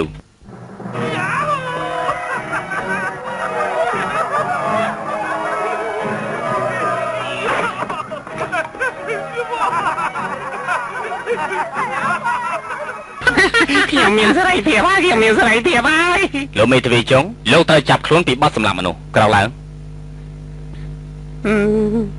លោកបងហ្វាអូនផ្កាឈោកវត្តមានរបស់អូនពេលនេះពិតជាធ្វើឲ្យចិត្តរបស់បងពិតជារំភើបរីករាយអត់ឧបមាទេ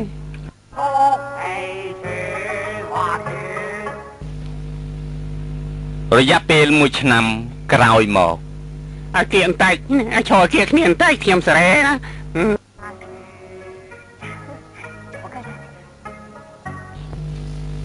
កំប្រញាប់ពេកថតរូបកូនកំឡះកូនកំមុំអញ្ចឹងត្រូវតែពិនិត្យឲ្យបានម៉ត់ចត់បន្តិចហើយធ្វើយ៉ាងម៉េចក៏ដោយតាមចិត្តអូនចុះ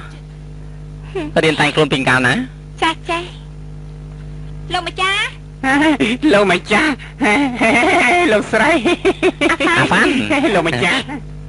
ឯណាអ្នកនាងស៊ីខ្ញុំមិនជួងគេទៅអង់គ្លេសបានហើយទៅរៀនខាងអីរៀនអក្សរអង់គ្លេសតែម្ដងរៀនភាសាបរទេសក៏គ្រាន់ដើរដែរប៉ិតមែនហើយយើងគួរតែចេះភាសាបរទេសឲ្យបានច្រើនតិចដើម្បីស្រួលទំនាក់ទំនងមែនហើយប៉ិតជាភាសាណាប៉ិតមែនហើយខ្ញុំយល់ថាអញ្ចឹងហើយខ្ញុំជឿថានាងប៉ិតជារៀនបានល្អណាស់ពីព្រោះថានាងគឺជាមនុស្សឈ្លាសវៃប្រកបជារៀនឆាប់ចេះហើយអាចគួរតែបានជួបគ្នាវិញទេហើយប៉ិតជាមានសំណាងល្អណាស់លោកម្ចាស់មានសំណាងជាងខ្ញុំតាមិនឯងទេលោកម្ចាស់ជាអ្នកសំណាងដែលមានសំណាងល្អនោះគឺជាការប៉ិតណាលោកម្ចាស់តាគឺឯងទេលោកម្ចាស់ទេដែលមានគឺឯងទេមានសំណាងអីទេគឺលោកម្ចាស់ទៅមានមិនមែនទេគឺឯងខ្ញុំថាអត់មានសំណាងជួយស្រួលតែញ៉ាពេលថតគួរតែប្រយ័ត្នប្រយែងតិចទើបថតទៅវាមានអារម្មណ៍ល្អអញ្ចឹងម្នាក់នេះមើលមកផ្លែទៅដូចឯងការពីមុនអញ្ចឹងហីគួរឯងធ្វើក៏ធំដុំខ្លាំងម្ល៉េះខ្ញុំមិនខ្លាចនិយាយការពិតទេទុកសក់វែងអញ្ចឹងទើបគេហៅថាមនុស្សឆ្លៀសវៃ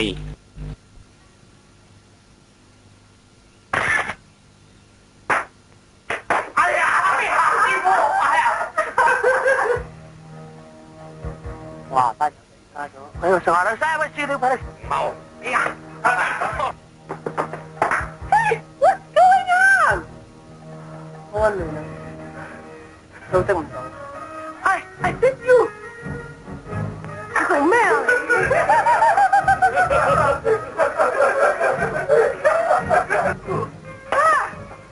What's going on?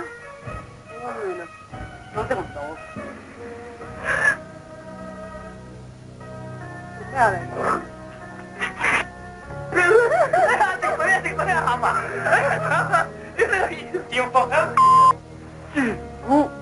Mày khai cho同我講你係咪？對夫娘嘅豬你，咪拉佢嘅豬你嘛？夫娘係我想奶，我條豬嚟下嚟俾你奶。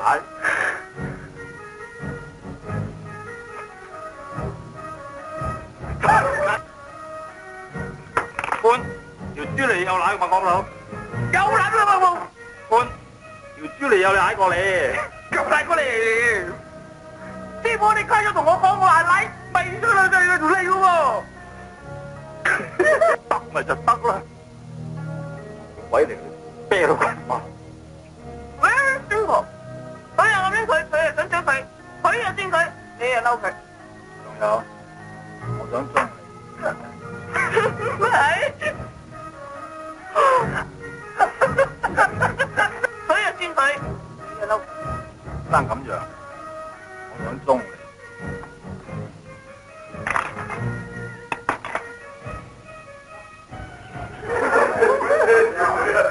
佢又尖佢，你又嬲佢。想中你添。我搬嚟到啲人工，你方便佢嘅話咩啊？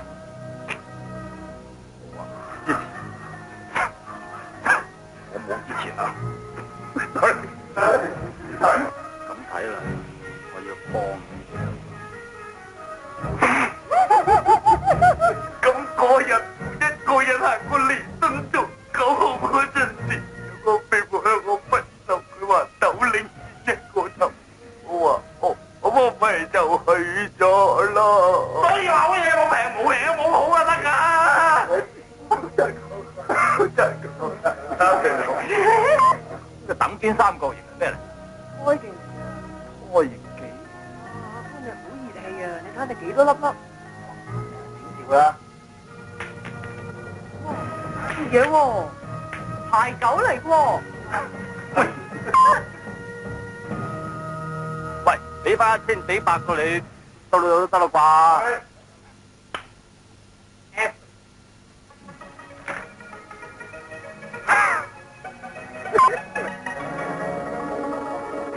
心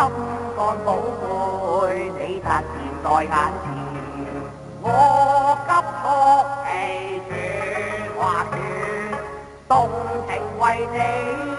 盼聽可發現，回陣相思一串啊串，